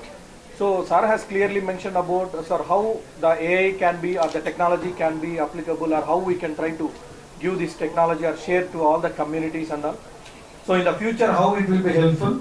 And also, sir has given the best examples that what fascinates more in the AI was the business model, how the AI can generate the business model. And one more thing, sir has clearly mentioned that the transparency related, yes, obviously, if you have been going to use or taking the help, so what kind of answer the technology is generating, there should be some transparency. How I am going to take a decision on that. And apart from that, the last question for Madam was, so what kind of regulations the government can intervene if they have been implementing more AI in the education system? So at present, we are experiencing from our government, they are introduced with the UCMS. Actually, the UCMS objective or the motto is to simplify the procedure in the colleges and the schools. But we are facing a lot many problems because of that UCMS. And sometimes the colleges they feel that the earlier conventional method is better than this, the advanced which they are looking in the technology part. So here, if you talk about the government, the part connecting with the regulations and all, they have to think, okay, where they can implement with the regulations connecting with the AI, whether it is suitable for the present situation, the colleges or the educational system can easily receive it or not. If yes, first they have to train the people here.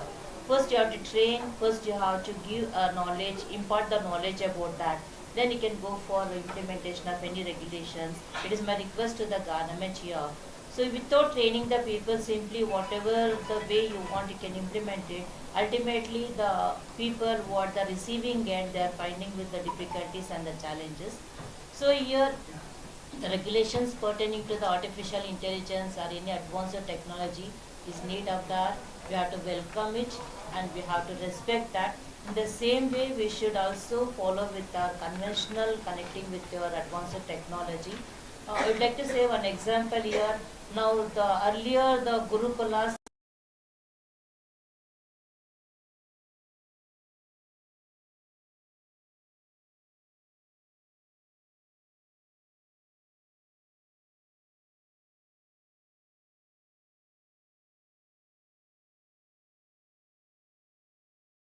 the basic, the moral education.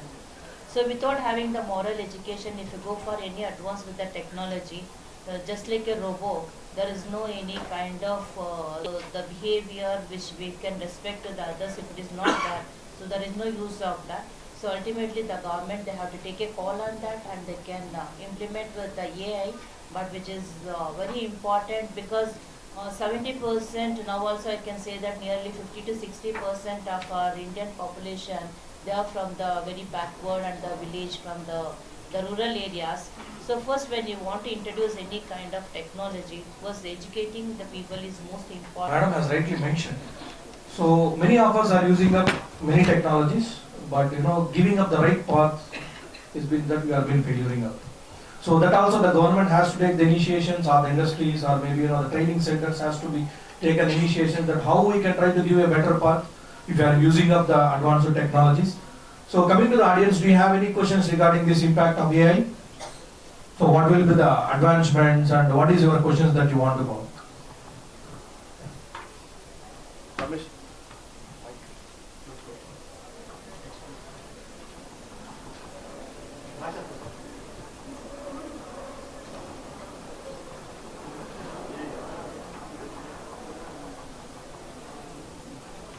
Hello sir. My question is, they say AI is dangerous.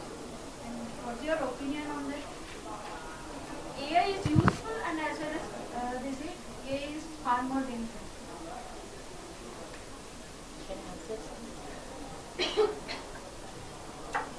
I think it depends on the one who is using it. Definitely, like, if you take a revolver, it is dangerous, but still we use it to protect our country. So you cannot generalize anything like, this is good or bad, how we use it, how do we perceive it. That's where, all the young people like you to understand the good use of these technologies, and, you need to, bring awareness across the society so that technologies, tools are beneficial for the humanity. Hope I answered your question.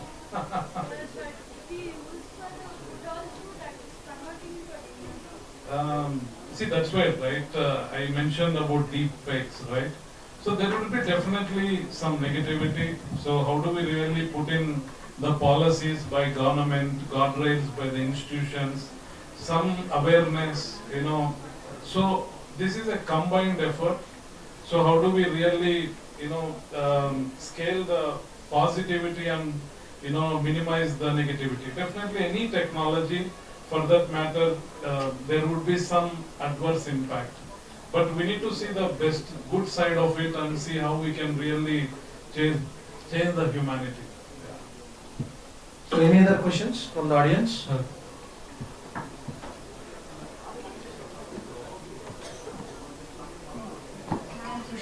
My question is to Nirmala ma'am. So if you look at the revised syllabus of our teach.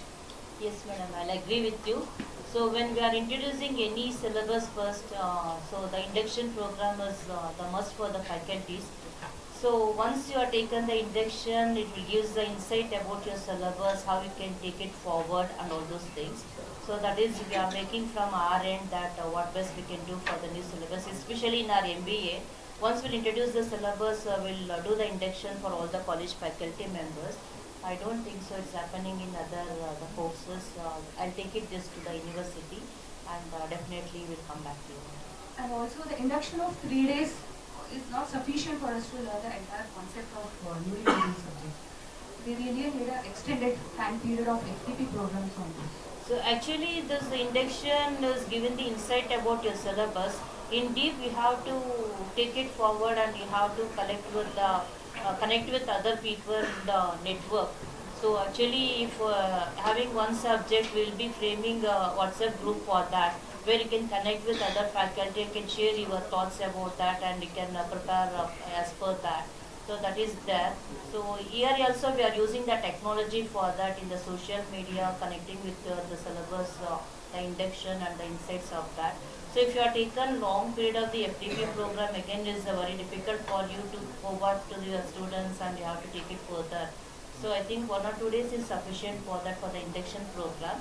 So apart from that, you will be having the groups to discuss about that.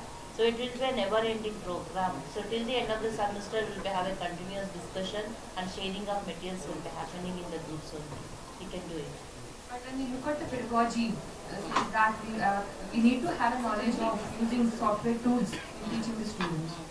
So I am saying that we are not so proficient making use of such tools. So we really need a training on such things before we actually engage with the students. Yes, madam. So I will put forth in front of our the viewers members of this and definitely I'll take it forward. Okay. So any question from the audience? Good afternoon, ma'am. Kaushik this side. Ma'am, I want to ask a kind of a question that it is relatable for all of us. Ma'am, actually, it's been like, as we know, in the Vedic period, the Gurukul was there. And right now, if we say, like we are in the B schools, and the previous persons or the educationists, we can say, no. So these guys are having the enough knowledge, those who can teach us a very proper way. And right now, the students, as sir has said, that we are using the ChatGPT, black box AI, and all sort of things. So we are not able to use our mind and creativity as well. So can we like study in that much of manner that we can means it's relatable to our Vedic period as well, and we'll be getting enough spirituality knowledge. So here is a combination of both these. So here at present you have a Google Gurus, right? Google Guru is not sufficient. Ultimately you have to come back to the classroom and you have to discuss with your Gurus only. That's what your 5.0 is talking about. The combination of collaborative work of advanced technology along with the the human. So that is a combination of these two will take you in the right way, in the right direction. Whatever it may be the technology, whether it is a AI or it may be a blockchain or it may be anything connecting with your advanced technology. But ultimately the guru is also important, who will guide you, will give the directions for you. You have to take it both, then only you can see the sustainability in the future. Sir, any thoughts that you want to share on this question regarding this? I think Madam has answered very well. I concur with that.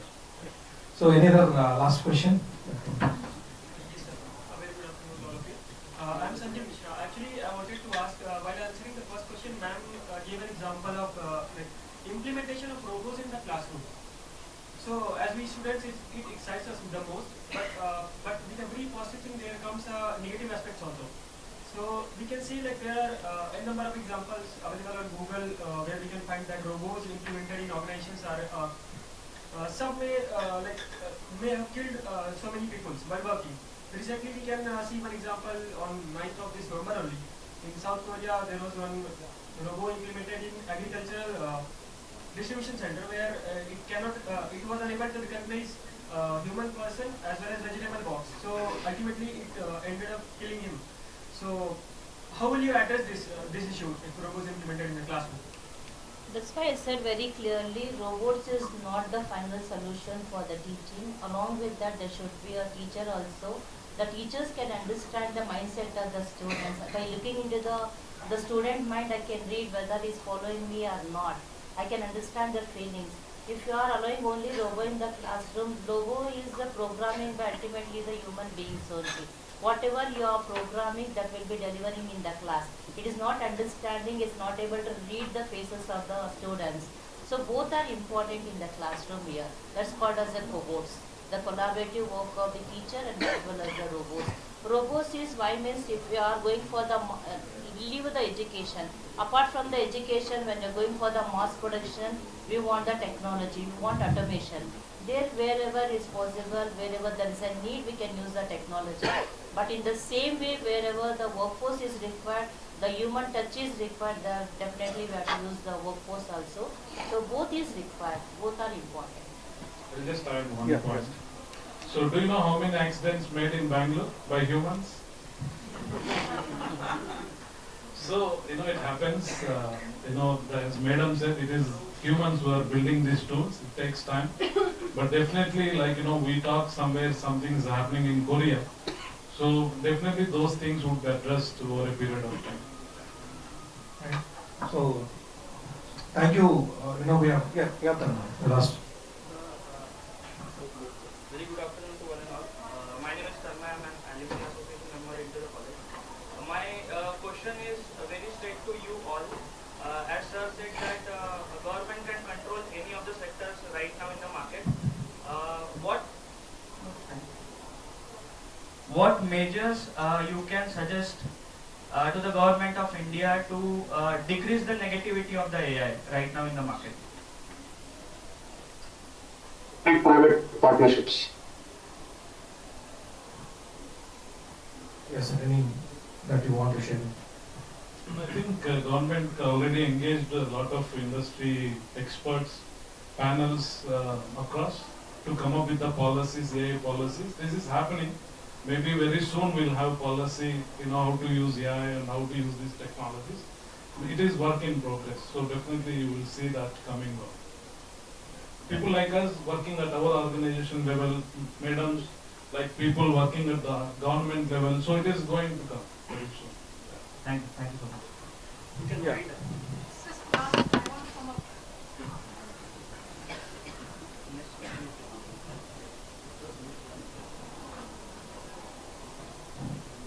Good afternoon. I think a solution to most of the challenges discussed here is going to be emotional intelligence in the age of artificial intelligence. Yeah. So empowering emotionally intelligent leaders will definitely mitigate the negative impact and also the ethical and unethical practices and problems across industry, and bringing back the focus on emotional intelligence is going to solve a lot of problems that we are facing in the era of artificial intelligence, what I believe. any thought from your side will definitely. Definitely the maturity in using the tools makes definitely real difference. I agree with you.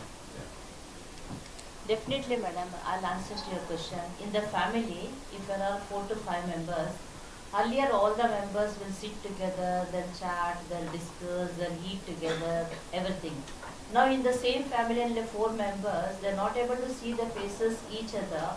They'll be talking over the phone call in the first floor and the second floor, between the floors only. They're not finding time where you will build up that relationship, where you can share your emotions with them. The emotional intelligence always solves n number of problems, provided we have to build up that relationship here. Relationship matters a lot. So relationship is a solution for everything.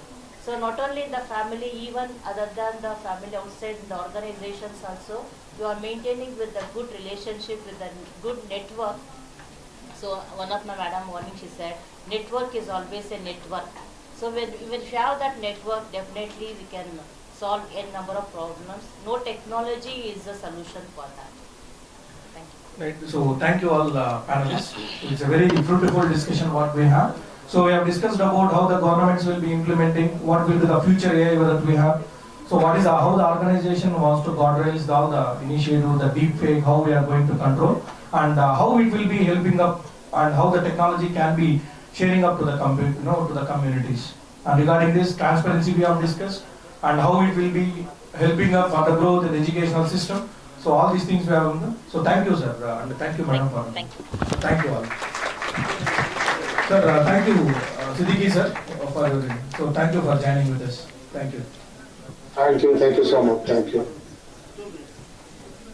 Thank you so much, Dr. M. Ketan, for being the moderator for this panel. I thank Pavitran sir and Dr. Nirmala for being here. Thank you. I would now request Dr. Jagaya to felicitate Mr. Pavitran on their. Please come.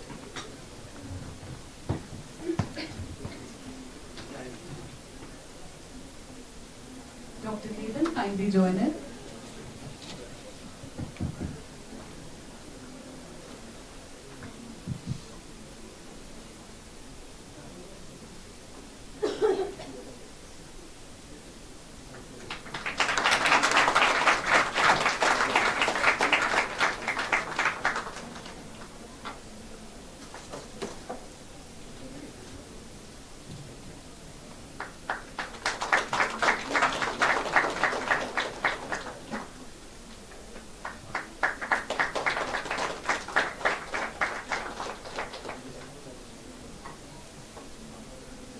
Thank you, sir. I would now request Professor Akriti Gupta to facilitate Dr. Nirmala, Dr. T. Jagaya, and Dr. Ketan and Dr. Bashra. Please join in.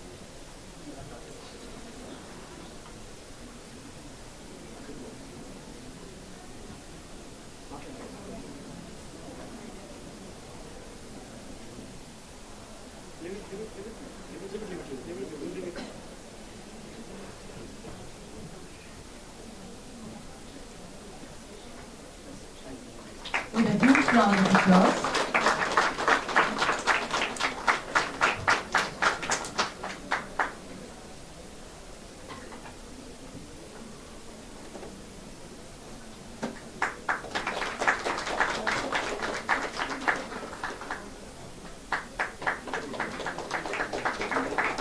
Thank you, sir. Thank you, ma'am. We are highly honored to have you here with us today.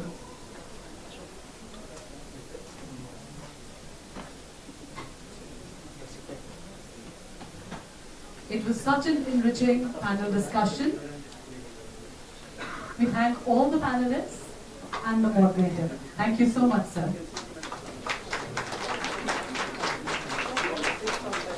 We should now dive towards the second panel discussion. I am highly honored to welcome Mr. Ashok Macha, Assistant Professor, IIBS, as a moderator for this session. My cabinet. Yeah, sir.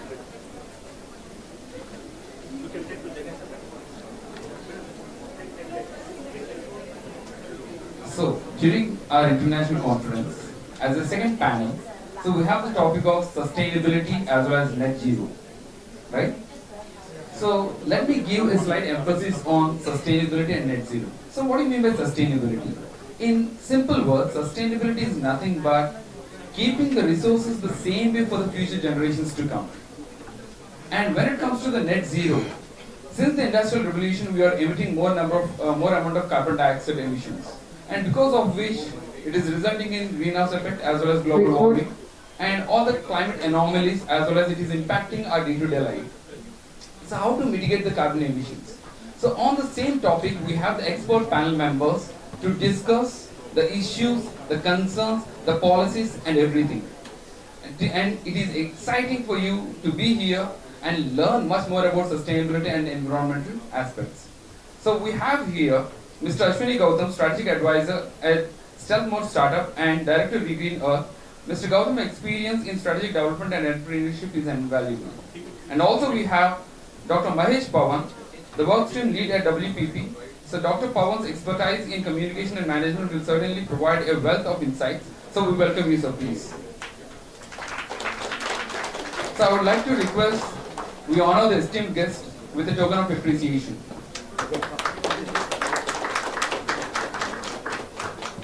Let's extend a warm welcome to Dr. Philcy Anthony, Associate Professor, Department of MBA at JNC Bangalore. Dr. Anthony's work in business education plays a vital role in shaping future leaders. We welcome you, ma'am. Thank you. So let us honor the esteemed guest. Thank you, ma'am. So when we are talking about sustainability, the very first idea of sustainability is not new to India, even though it is new to the world.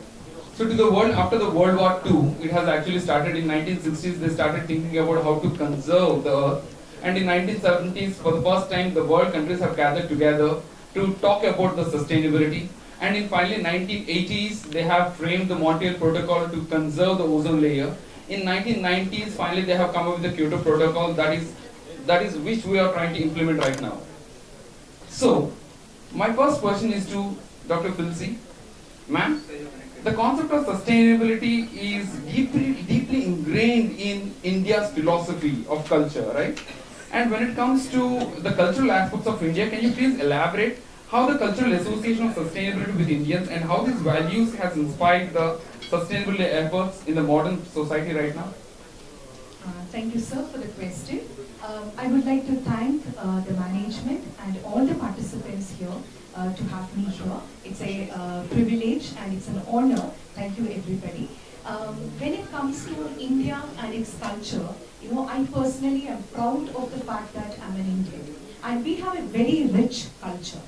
And when it comes to the Sanskrit phrase, Vasudeva Kudumbakam, Vasudeva Kudumbakam, which means one family, one world.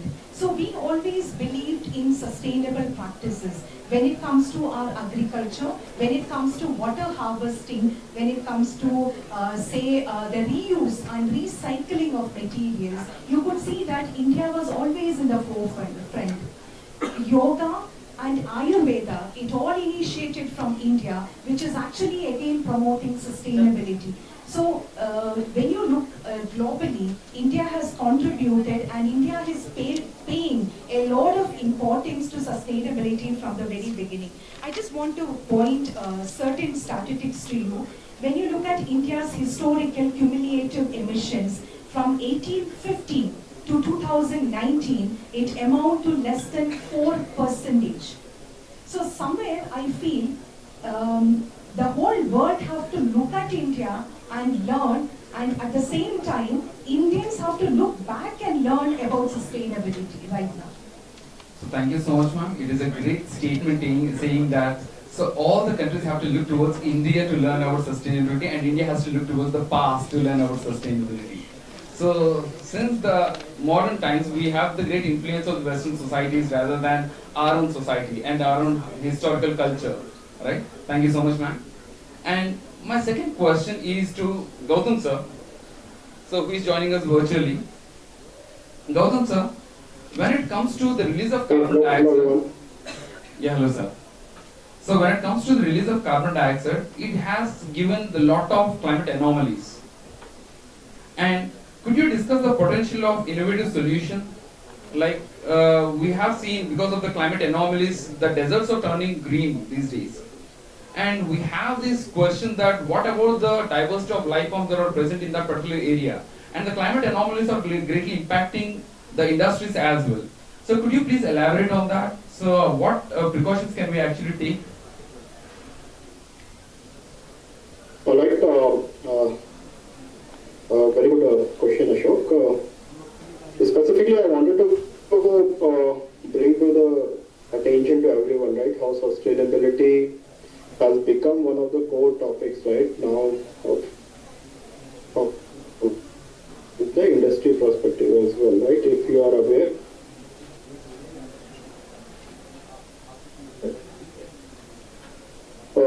from the SEBI perspective, right, the top 100 companies it now become mandatory, right? So there is a lot of initiatives which every company wanted to take, and similarly, that's where the potential lies, right, on the technology to bridge a gap, right, between the sustainability related efforts, what companies are taking and what kind of traceability, right, the technology can provide in terms of what has been stated in the report versus what actually on the ground, right? So this is something which has been a kind of very trending, and even from an industry perspective, everybody is working upon. And technology I see as a bridging gap, right, between the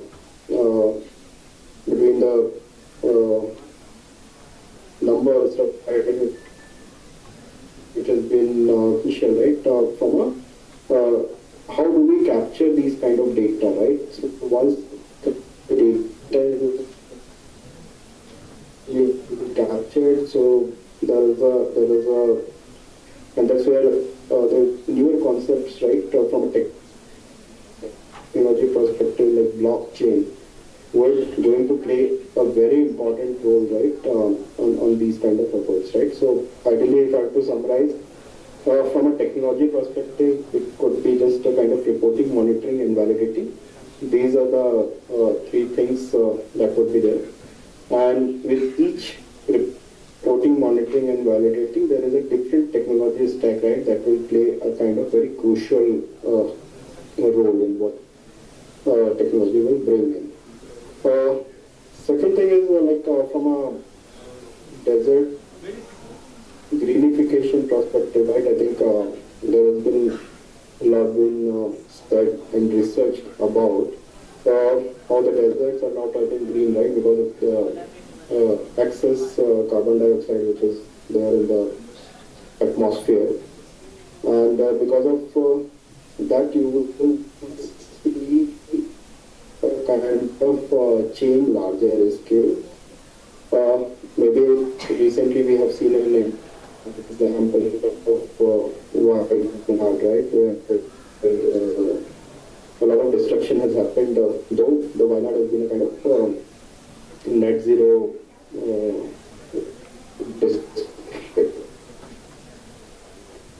right? So second impact us on a larger way. So there is an interesting study, right, which has come up recently, and maybe everybody can just go through it just to understand how the carbon dioxide increase has going to impact, right? For example, in India, we have a Thar desert, and as per the latest reports, right, the Thar desert is also turning a bit greener, which will impact the weather patterns across the Indian subcontinent. That's what I wanted to say. Maybe I think you can go through those reports, right, in detail,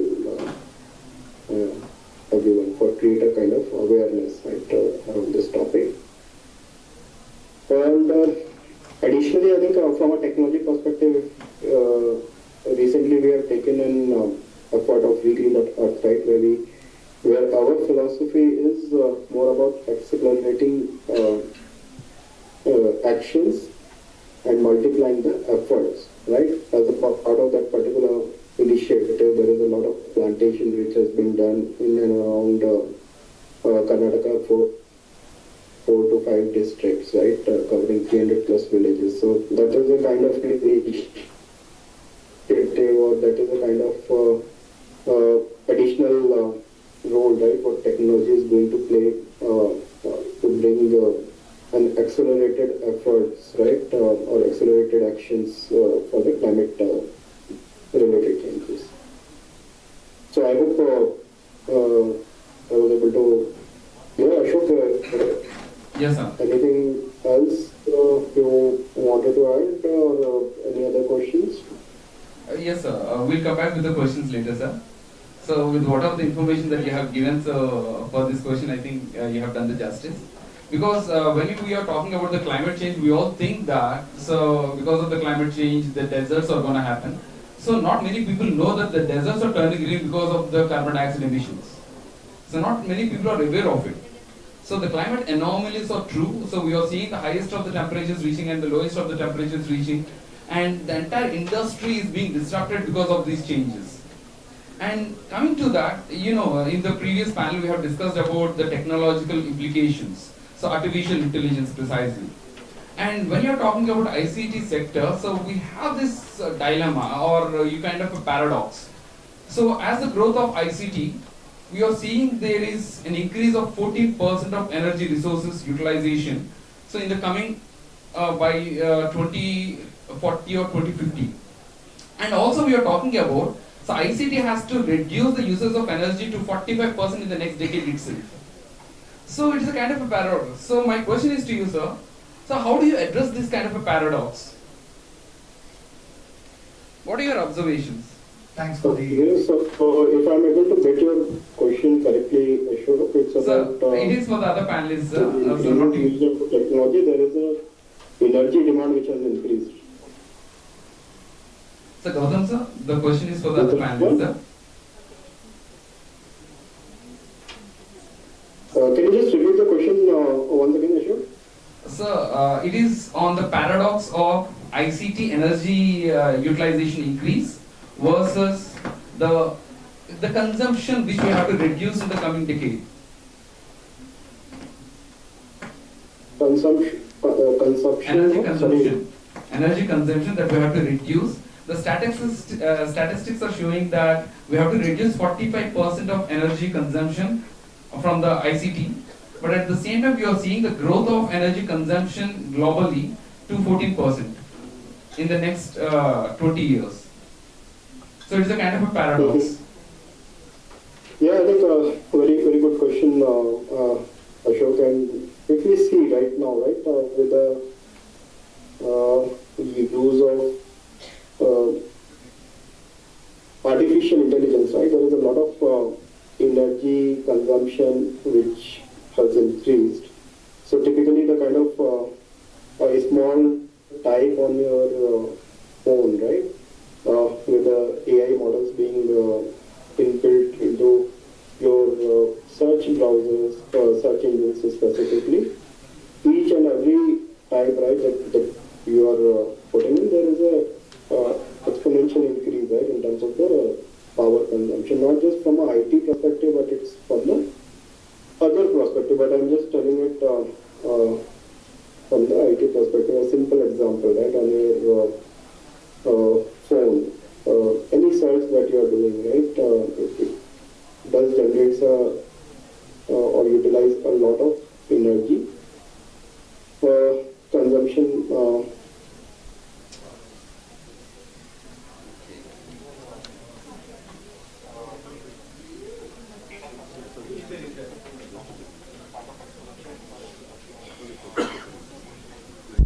Sorry for the interruption.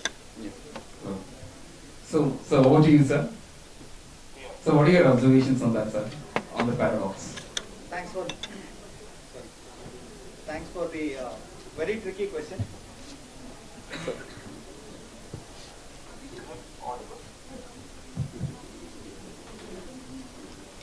You know that I work for an IT, but you want me to talk about the negative impact of IT, right?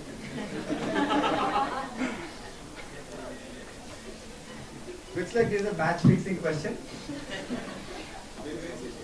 I know you want to hit me hard. You got the opportunity. Right. Let me answer this in a different way, okay? When ideas meet inspiration, impact takes flight. Is it a mistake of the inspiration or is it a mistake of the flight? When ideas meet inspiration, impact takes flight. It is very difficult to answer. Exactly, sir. You're right. So let me answer this in a different way, okay? So I will not talk about the negativity or the carbon impact, but there are some positive areas that how it can actually help us in taking the humanity forward first, and then we will come back to the net zero or how do you reduce carbon footprint, sustainability and all, right? So the entire motto of the IT is more on the human-centric and resilient, right? So let me take one small example so that every one of us over here can understand in a normal language with a use case or an example. Especially from 2018-19 to 2024, we have exported India has exported vaccines, especially to kids, between a day's baby to 10 years old children, to around 65 countries, poor countries, that is the developing countries. 25 crore children have been saved, have been come out of the death situation due to this vaccines alone. As ma'am has started with Vishwaguru, we cannot become Vishwaguru without saving lives of others. That is the only reason where we see the benefit out of it. The benefit is not in terms of the knowledge. The benefit is in terms of the manufacturing capability that what we have. The benefit is in terms of having more data with us. The benefit is in terms of having analysis on the drug trials especially.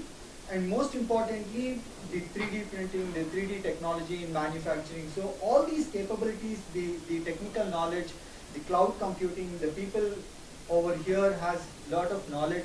So these are all the areas that has added an advantage to India, is especially giving us a benefit in terms of the information technology, right? So I cannot say they are adding more of the CO2 or sustainability, but there are definitely some areas where we are lacking or we still have to learn much. Say for example, if any of the faculty gives an assignment to any of the students over here as how stock market works, give me a 4-page assignment. What all students do is, our friend over there has asked, sir, we'll get to an assignment. Sorry brother, what's your name? Kaushik. So he's asked, we are using ChatGPT, we are using Google and all. No lecturer asked you to use all this. We just have to use our mind, heart, which is more human-centric, and utilize the knowledge of faculty and library, right? So the more usage of tools, the more usage of technology is always not healthy. That is the reason you go to internet, Google, search for how stock market works. It will throw you 2 lakh pages, out of which you take all the dust, dirt, and you clean everything and throw it on the face of faculty with 4 pages. Whether it is right or wrong, you don't know. That is the first pollution you are making, which is a part of this. If you want to make sense out of it, out of 2 lakh pages, you reduce it to 100 pages, you take 20 pages out of it, you take a printout of it of 15 pages, and you strike off what is not required and you prepare only what is needed. You just copy, paste and put it in 4 pages. It is not your understanding. You are polluting your mind first.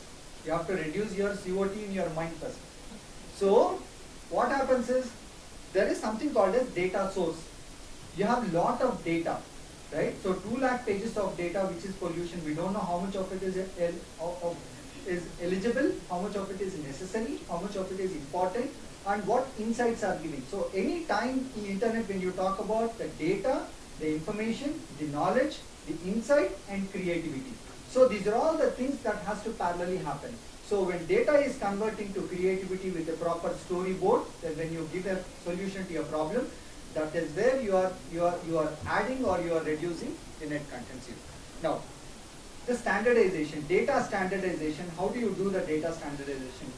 And Ketan has really put it very clearly during the previous panel that we have a lot of data, meta, right? So Facebook is doing with meta. What Facebook is actually doing to all of us? They collect 24/7 data from all of us. Even if you are sleeping, it will still collect data from your mobile, right? Next is the data security. So every month, our Indians are losing at least like 60 crores of rupees through this digital fraud. This is where we don't have security. Next is the privacy. So no one has privacy. We see every time, every day, at least from one of our contacts that our data, my WhatsApp is being hacked or my Facebook has been hacked. So please don't send money to anyone. It's not me who is asking for money, right? And the next important is data cleaning. How you are converting the 2 lakh pages to 4 pages is a data cleaning. So please be very careful with all these. And as long as you are taking care of these 3 terminologies with an interoperability concept, right? So how one data or how information, how knowledge is related to other and what you are making sense out of it will definitely add a lot of value to the information communication technology.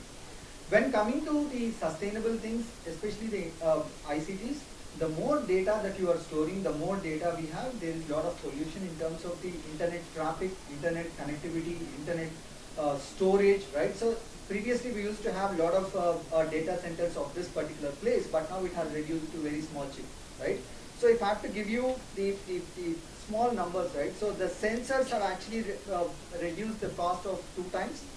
The bandwidth has increased for 6 times, but the cost has reduced 6 times. And the data processing has improved 60 times, and the data processing cost has reduced 60 times. So the cost of storage of a data has reduced 25 times, and now the cost of storage of purchasing the data for storage has increased from the building, construction of a building, right? So usage of solar panels, smart sensor technologies, right? So there are areas where we use it in multiple areas, multiple industries, multiple sectors, where information and communication technology can be utilized for and reduce the carbon footprint as well. Yeah. It can only be enabled directly. It cannot be the only sole reason for this. So wonderful, sir. Sir was initially telling that I hit hard with the question, and he did hit twice hard with the answer. Right, saying that it comes to the person who is using the resources rather than the technology itself. Right? Ma'am, before I ask you the second question, I want to extend on the first question itself. So do you think our Indians have historical amnesia? Is it only for India? Okay, maybe to the world as well, yes. Yeah, I think, the biggest example from failures, from difficulties. How many of us actually remember those failure stories or the difficulties that we have overcome and succeed in our life? Most of the time we keep forgetting the past, right? Very conveniently we all forget. I think that's the same thing when it comes to, the culture too. Many of us keep forgetting our roots many a times. I think we just need to remember our roots and keep on reminding ourselves. Like when it comes to many CEOs, you need to tell me who is that CEO. I would request the students to tell me. There is one CEO who keep his table, okay, which he uses as, that was previously the door actually. When it was a startup company, he, the door he utilized now as a tabletop. Can you tell me? Now that company is actually tremendously, successful. Can anybody tell me which is this country? Which is this company? Any more guesses? Sugar Cosmetics. You're Close like this. Yes.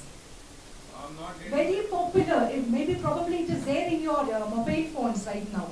The app will be there. Amazon. Amazon.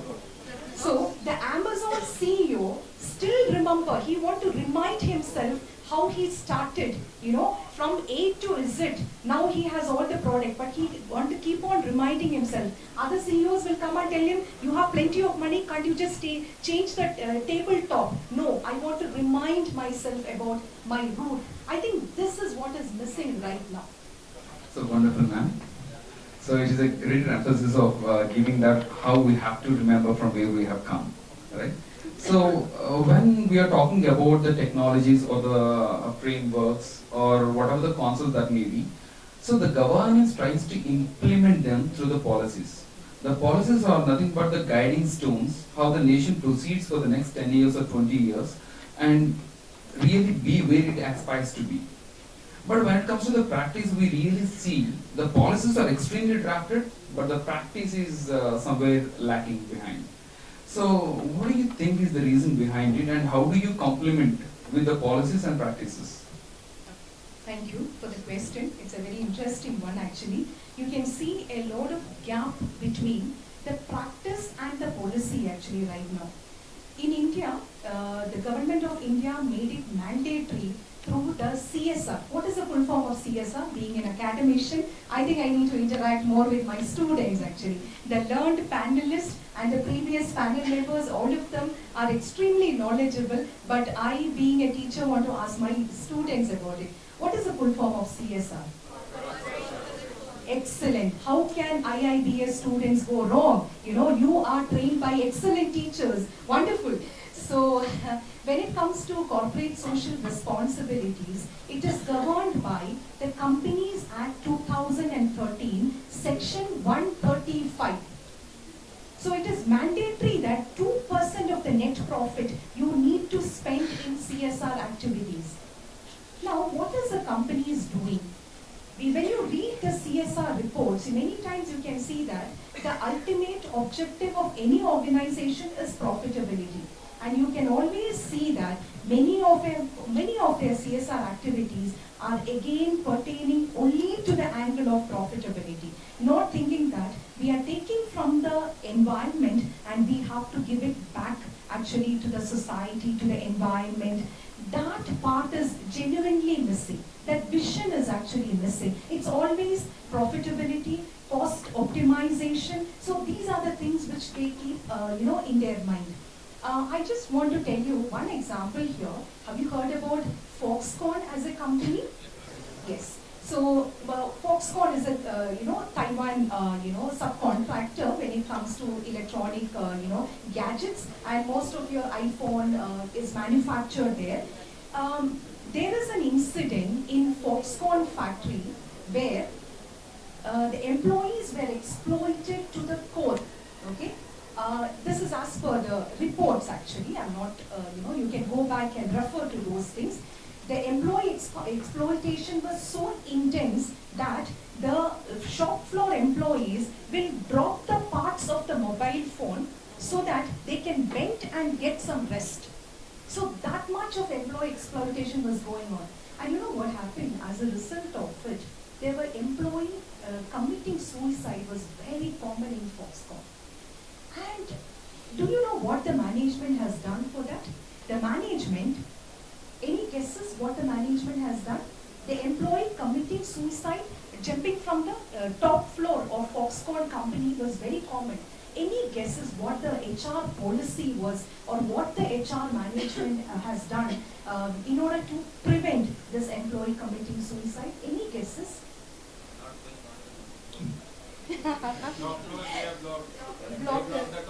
Okay, I think that would have been better. You know what they have done? They have put a net all over the building.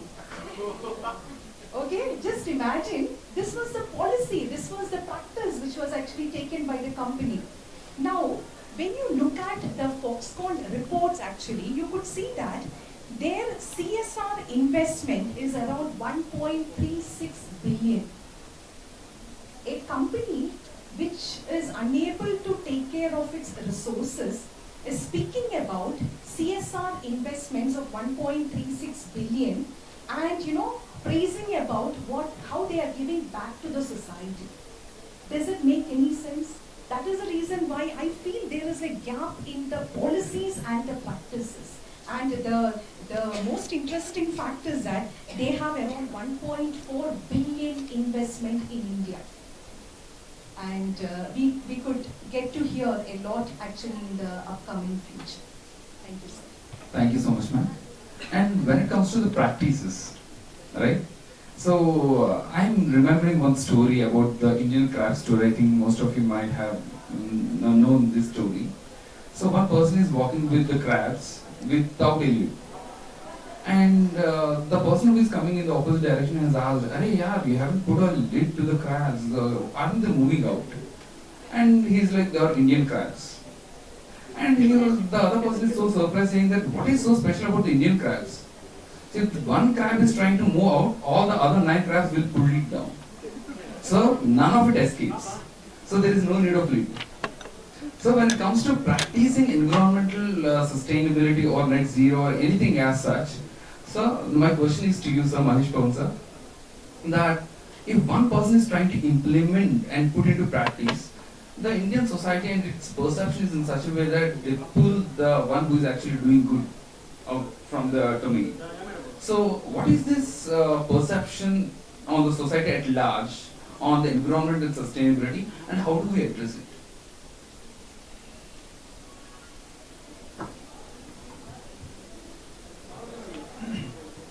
Especially in these kind of scenarios, we'll have 3 things. One is people, planet and profit. So if you are talking, if you are thinking, and if you are doing, you have to educate first and you have to engage the employees, right? So in case if you are talking about a company, you have to educate the purpose, you have to educate the vision of that particular task or the activity first, and then engage the people accordingly, right?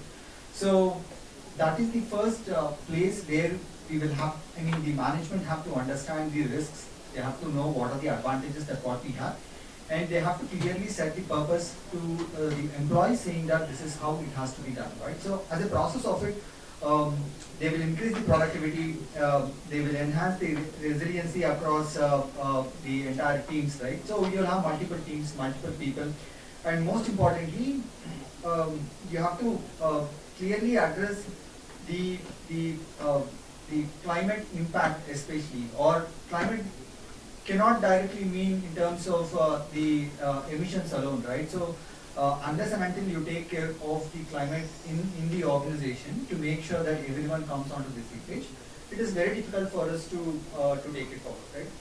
The simple example is the crop burns that happens every year during October, November and December in North India, right? So though the government is actually educating, some people still do it, right? So it is not the fines that the government is levying on them will make an impact, but it is most importantly the government is not able to convey the negative impacts of it, right? So maybe the policy measures can definitely make a lot of impact, but it is somewhere it has been inherited from the past or from long time that these negative things will actually affect the people or will actually affect the health of the people is what that would have been emphasized a lot rather than making it something different, right? So in all these things, the one thing that we need to address is what is the environmental impact, what is the societal impact, and what is the governance impact that all these things will hold on the individual is what to be conveyed rather than taking a drastic decisions. So wonderful, sir. And my last question is to all the panelists. So the new year is coming. So the environment is something where we all have to conserve and protect. So my last question is, what suggestion would you give to the future generations over here that they have to take it as a New Year's resolution in protecting the environment and maintain sustainability? I think there is only one answer, that is be responsible.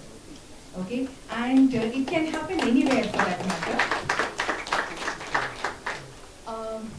It can be in the campus, When you look at the lights are on, just off it if nobody is around. We need to think about our future generation actually. At home, again, preservation of our energy. I'm 100% sure, even in any time, whether in your personal or your professional life, if you're a responsible person, that itself can be the biggest way in which you can contribute to the sustainability. And I think taking that accountability is what matters, and very few people do that, unfortunately. Thank you, ma'am. Read right, do right, and think right. Am I right?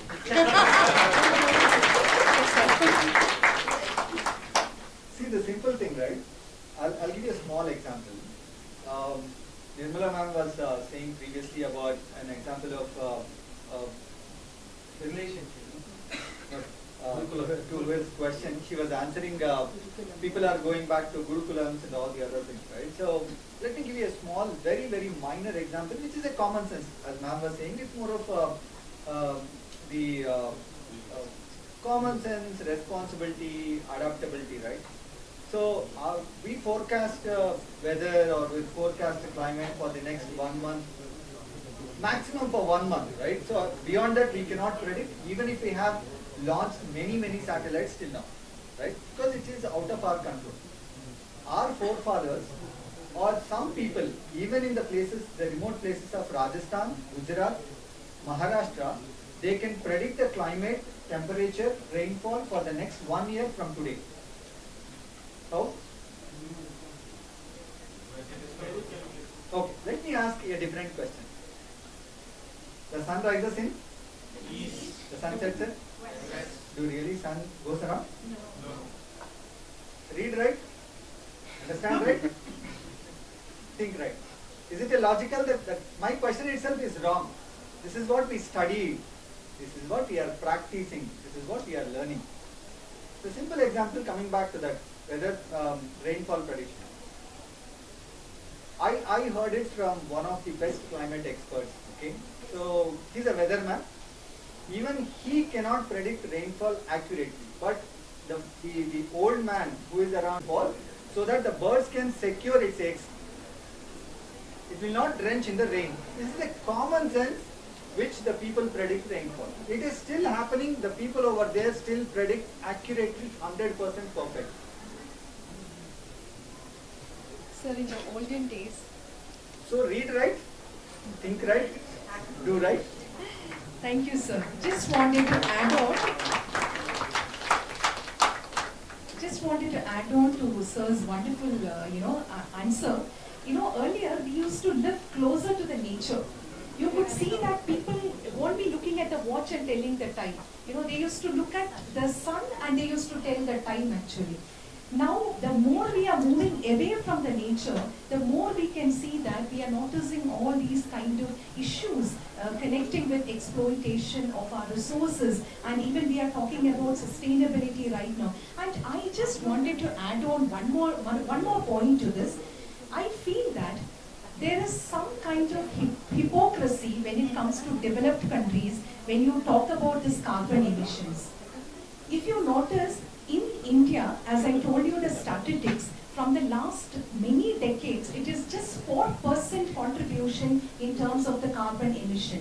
Whereas the developed nations have actually irresponsibly have contributed a lot to the carbon emissions, a lot to the exploitation of the nature. And today, they are actually, giving that burden of neutralizing the carbon, net zero emissions to the developing countries and the underdeveloped countries. Bhutan is actually one of, if you can see, there is more of afforestation there. Suriname, which is there in US actually, this is again more of, afforestation and more of oceans and all these things are around. These two countries are carbon negative, but just look at US, look at the European countries. Many times you can see that they are carbon positive. And what are they doing in many of the Paris agreements and many things? They are actually, there is some kind of hypocrisy where they are burdening the developing nations and underdeveloped nations to follow the path to remove the burden from them so that we will be, see, India hasn't industrialized so much actually in the past so many years. We have a long way to go. You could see that in the last couple of years, there will be a lot of industrialization, and that is the reason why India requested that we will become carbon neutral by 2070, not 2050, as per the Paris Agreement.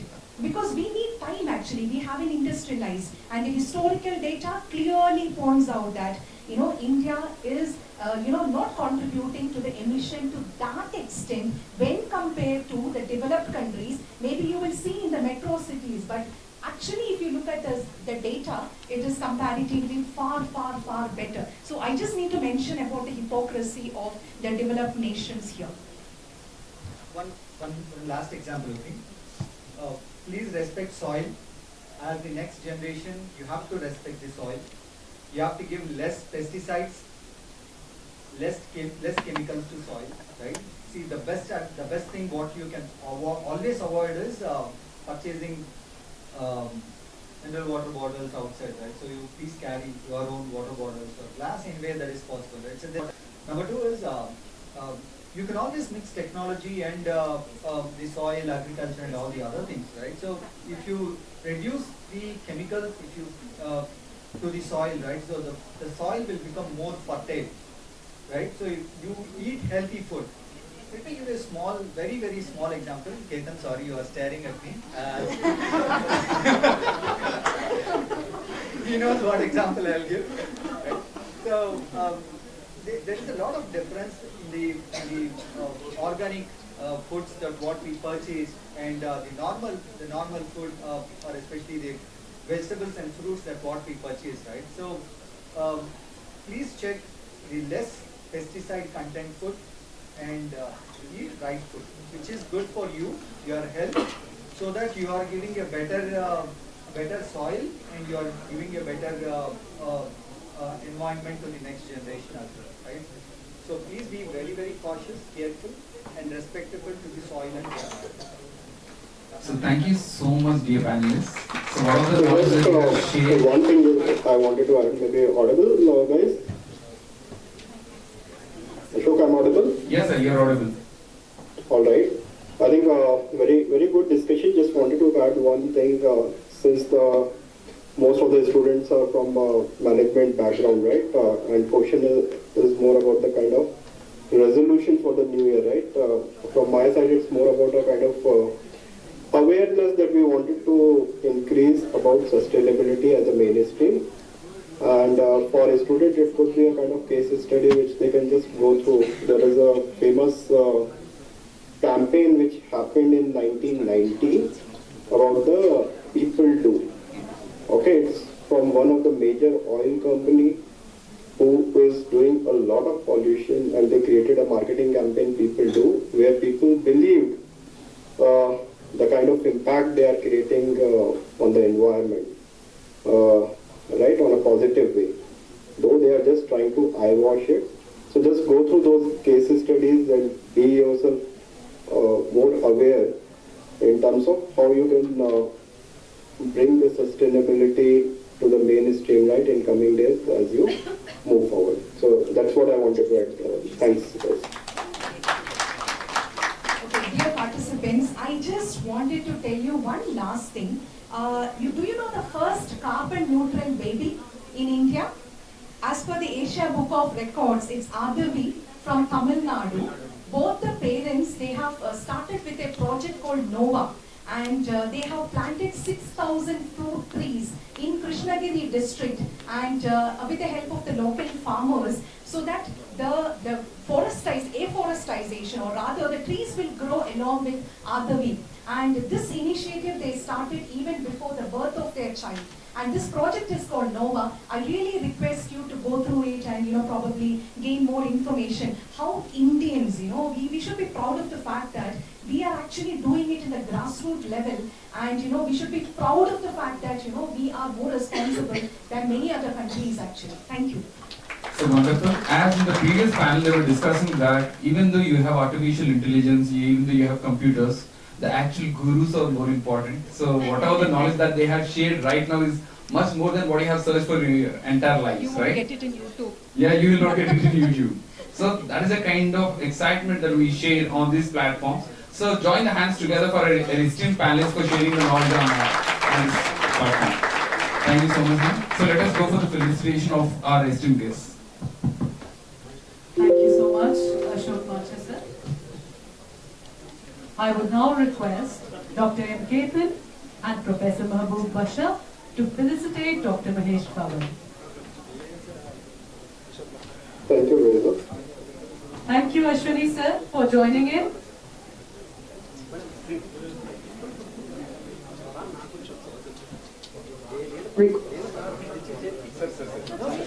I'm not coming.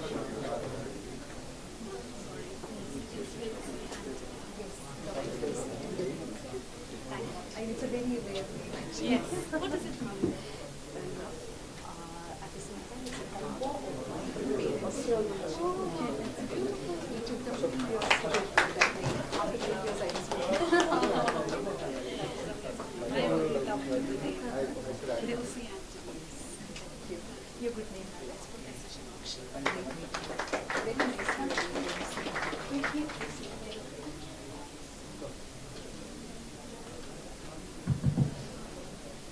Please give them a huge round of applause.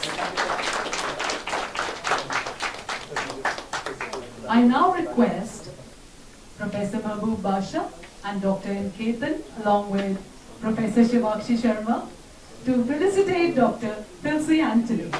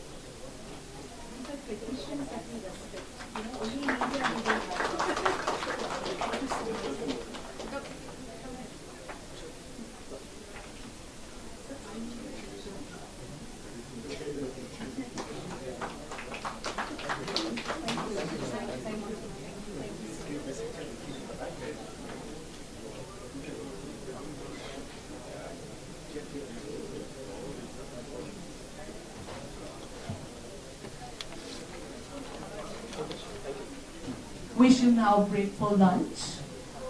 Your tracks will be displayed in the WhatsApp group as well as it is displayed outside Seminar Hall 1. You can have a look. We have to be back by 2:30. The tracks will start the presentations. Thank you all, you've been here. Thank you. The lunch has been arranged in the basement. Thank you, Ganesh sir. Thank you, Ramesh sir.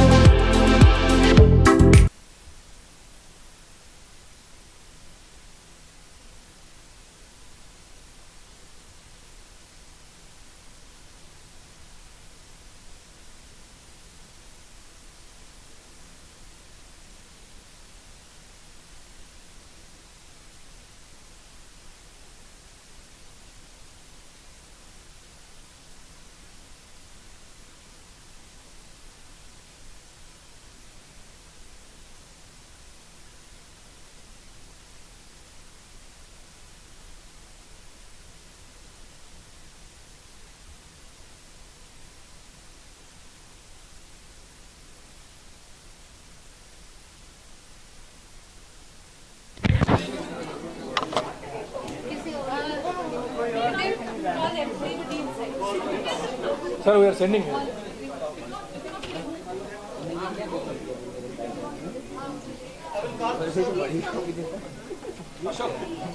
Ashok, Sadish sir.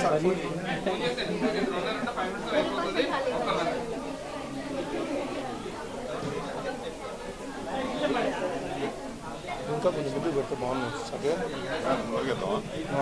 ఒకళ్ళు ఎవరన్నా మాట్లాడాలండి okay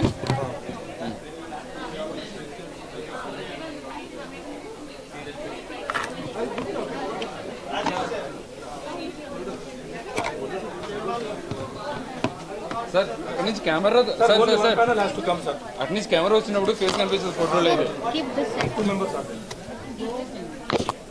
5 minutes sir. అక్కడి నుంచి కెమెరాకి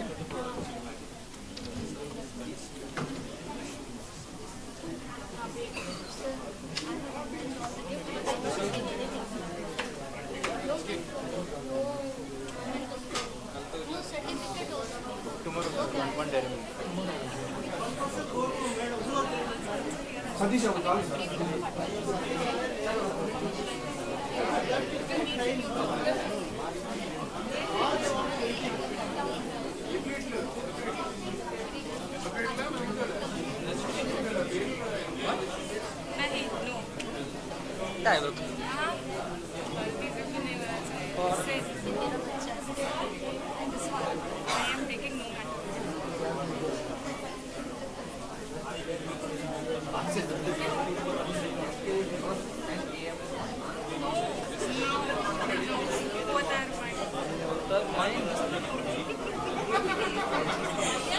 I'm betting for 2,000 crores.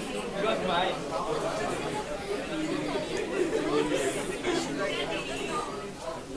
I think I need to put more. Okay. You wish. What up? No problem.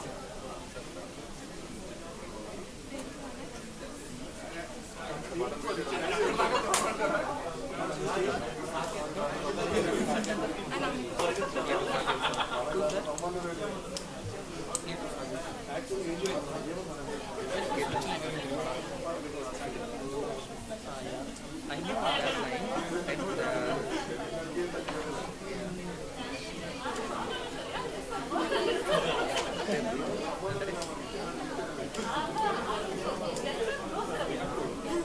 Okay, yeah. Let them see us.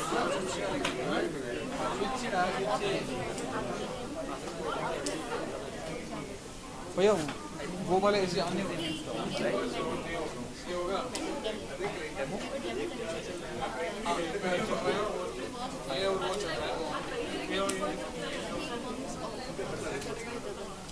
Ma'am knows. Ma'am, I will run or I will in other any program. Maybe I have been Very calm. program. Everything is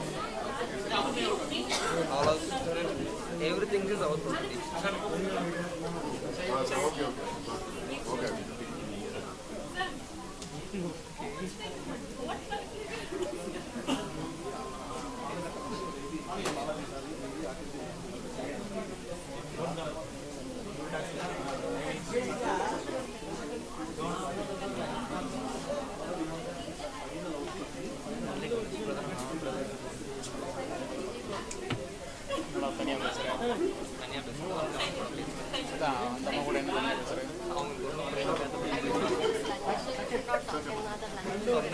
Sorry about that.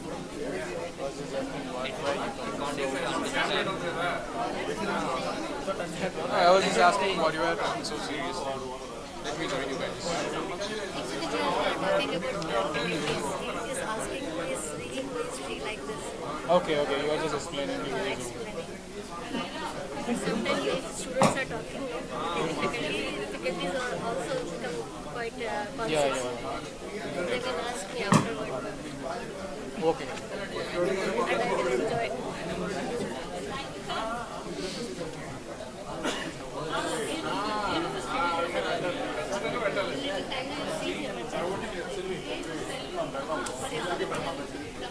Okay.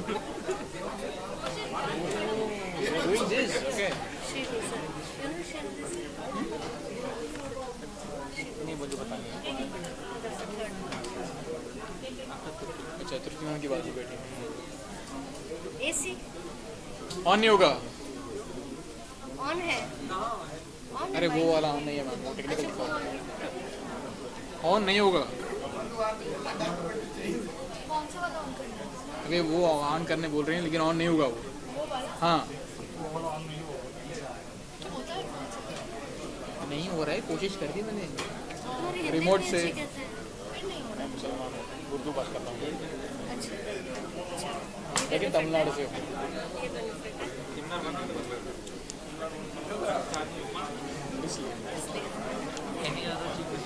इस चीज का ना benefit मुझे बहुत होता है. Ma'am, I don't understand your language. I need English.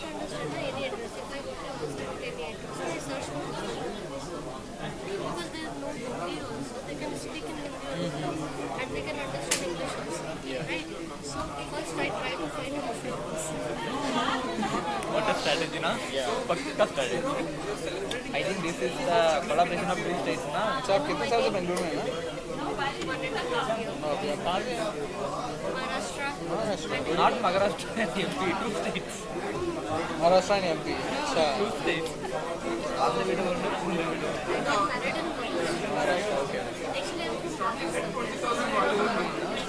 Not from MP also. Actually, my father was in transferable. Okay. So he was in CRPF. What is CRPF? He was retired as a colonel. Okay, okay, okay, okay.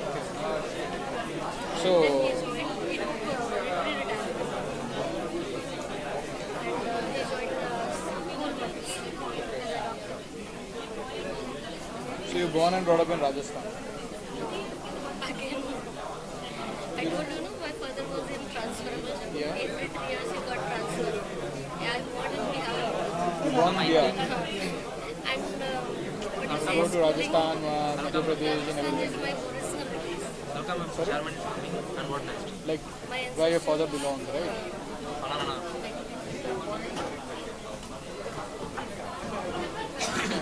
Side.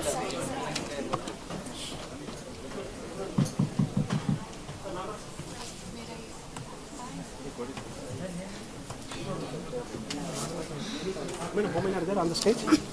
Stage on the stage? Seven. Parvati, Nagaraju, Gurunath Naidu, Bala. Members. Let's do it. Finishing. How many are there on the stage? 7. Who are all there?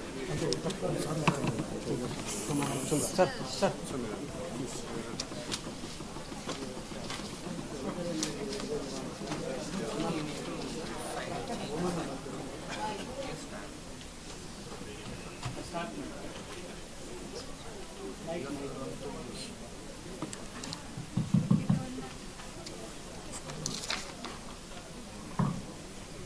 Please have a seat.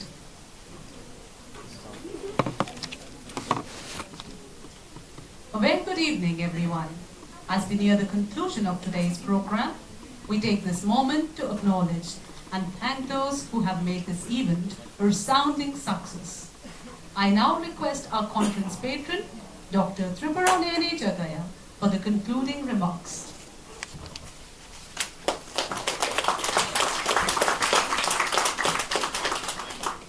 Respected dignitaries on the dais, and thank you IIBS for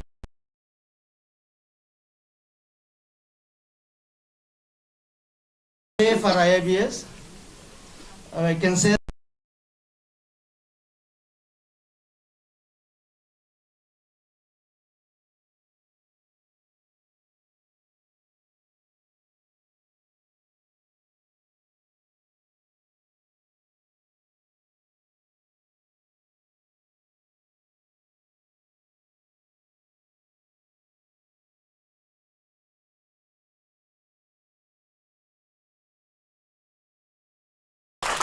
and 15 states and 5 countries are participated in this mega event.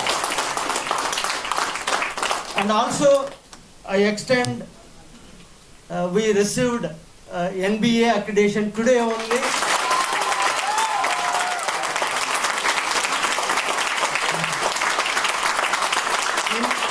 In North region, NBA and NAC accreditation, our college was only holding is a great moment and privilege for us. And give a big round of management, supported a lot for doing. and also extend all participants and delegates. Somewhere we are not able to provide a sufficient time for the discussion. Definitely, the coming conference, the management is told that if you require 2 days or 3 days also you can do and come with a fruitful outcome. Definitely in a coming conferences, we are coming minimum 2 days, and the requirement like that we will come. And upcoming we have an international workshops and FDPs also is there. We will communicate to all of them. And online actually more again who are not able to reach the campus today climate. Many people are joined online. First we expected 2 tracks, and again we make 4 tracks also we're not able to complete due to the registration and participation. Thank you very much all the delegates and participations, and my dear students and faculties and coordinators, conveners, supported, and a special thank to my management giving this big opportunity to do the international level. Thank you very much. Thank you, sir. I would now like to invite our esteemed dignitaries to present the mementos and token of appreciation. I request Dr. Jayaprakash sir, Chairman of IIBS, Dr. Trivaraneni Jagaya, Dr. M. Ketan, and Professor Mahbub Basha to kindly step forward to give away the mementos.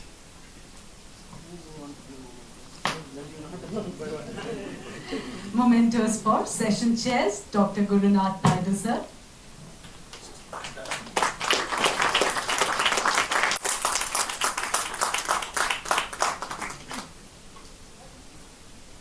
Please give him a huge round of applause.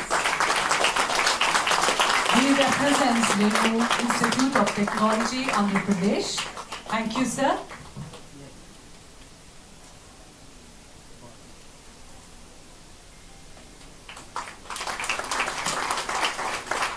Dr. Nagaraja, sir.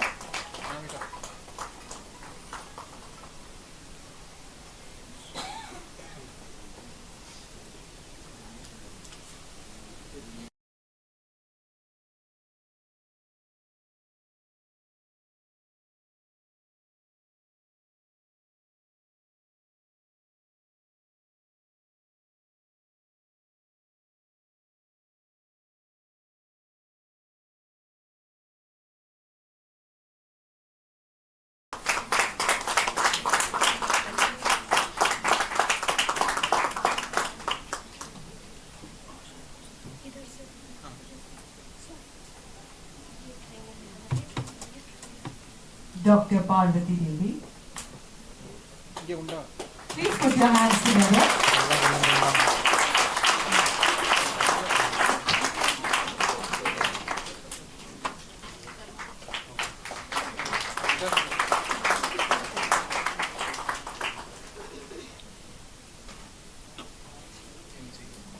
Thank you, sir. Thank you, ma'am. Next, we would like to acknowledge the contributions of our organizing committee members. Dr. Balaji Naik S.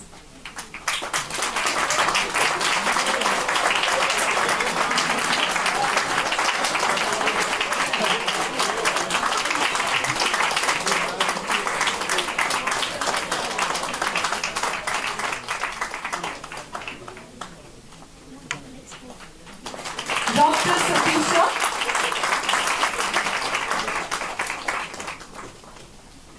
Dr. Satisha.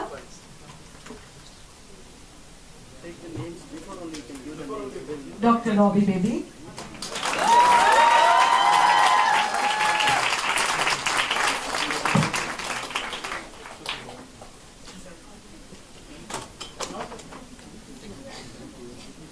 List again before they will arrange accordingly. Satish again. Satish sir. Huh? 1 minute. Ravi Baby sir, you can come sir.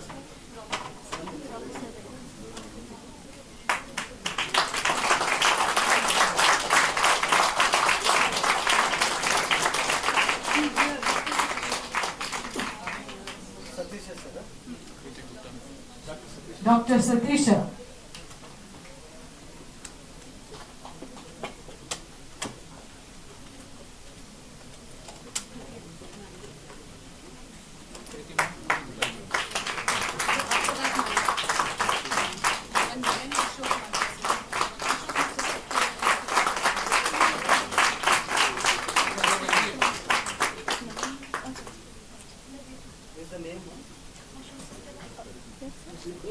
Akriti Gupta. Professor Akriti Gupta.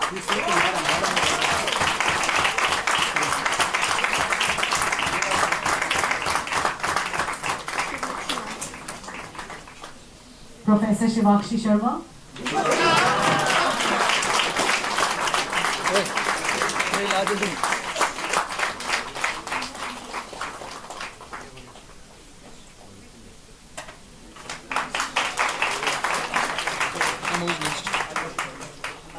Professor Ashok Mathur.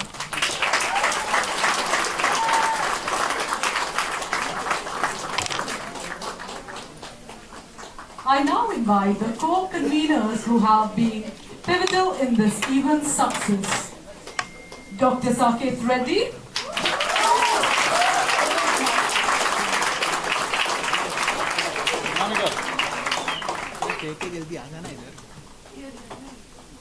Dr. Arun Kumar A.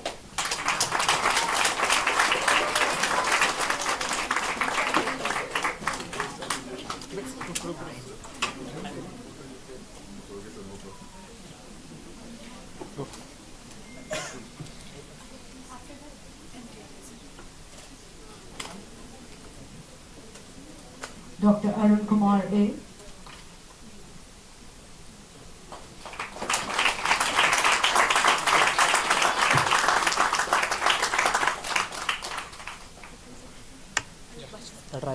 Dr. A. Ayappan. Dr. A. Ayappan. Finally, I would like to call upon our conveners, Dr. M. Ketan and Professor Mahbub Basha. Professor Mahbub Basha. My cabin gifts are there, you not brought. Madam, gifts are there, you not brought.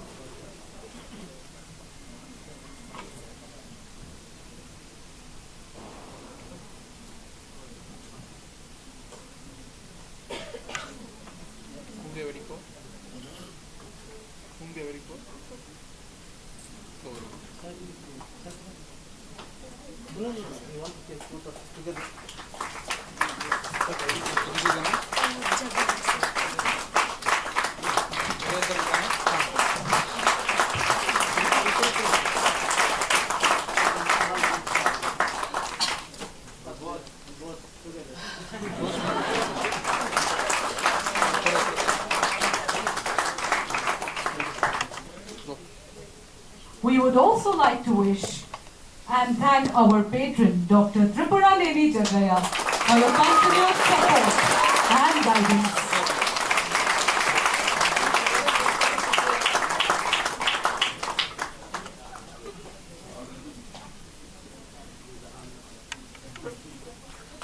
With a huge round of applause,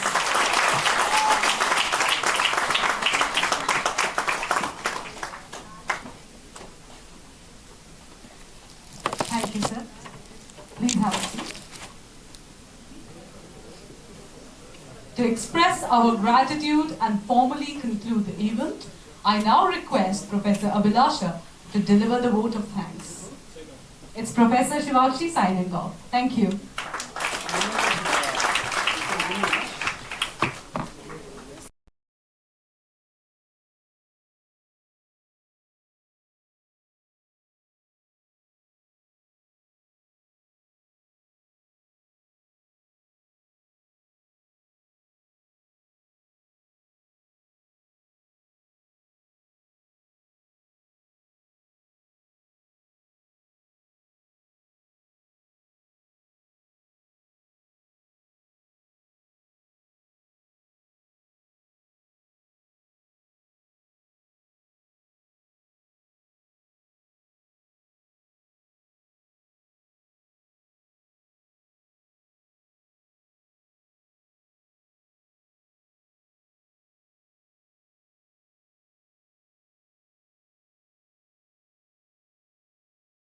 Dr. Tripura Neni Jagaya, Academic Director of IIBS, for his dedication and vision in shaping the academic landscape for our institution. Dr. Arasu Raman, Director of Social Impact at INTI International University, whose contribution to social responsibility and academia are truly commendable. A special note of appreciation goes to our conveners whose efforts have made this event possible. Dr. M. Ketan, Principal PGDM of IIBS, for his leadership and commitment to excellence in education. Professor Chimwan Hee, Director of GRACA INTI International University, for her academic leadership and continuous support. Professor Mehboob Basha, Assistant Professor at IIBS, for his hard work and dedication in organizing this event. We also thank our co-conveners for their tireless efforts. Dr. Saket Reddy, Assistant Professor at IIBS, for his relentless work behind the scenes. Dr. Ayyappan, Associate Professor at IIBS, for his strategic guidance. Dr. Arun Kumar A, Assistant Professor at IIBS, for his active involvement in the organization. Dr. Munindra Kaim, Professor at Wemo Institute of Technology, for his insightful contribution. A special mention goes to our organizing committee for their hard work and dedication. Dr. Balaji Nayak, Associate Professor at IIBS, for his planning and support. Dr. Robbie Baby, Assistant Professor at IIBS, for his commitment in ensuring smooth proceedings. Dr. Satish, Assistant Professor at IIBS, for his involvement in organizing this event. Professor Akruti Gupta, Assistant Professor at IIBS, for her detailed attention to the event success. Professor Shivakshi Sharma, Assistant Professor at IIBS, for her contribution to the event success. Our sincere gratitude goes out to the teaching staff, non-teaching staff, and all the people from academia, industry, students, and participants. A special mention to our session chairs, Dr. Pavati Ma, Dr. Nagraj sir, Dr. Gurunath Naidu sir.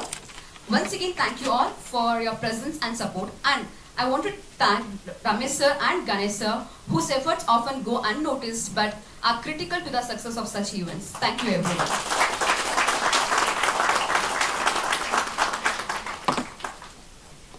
Thank you very much.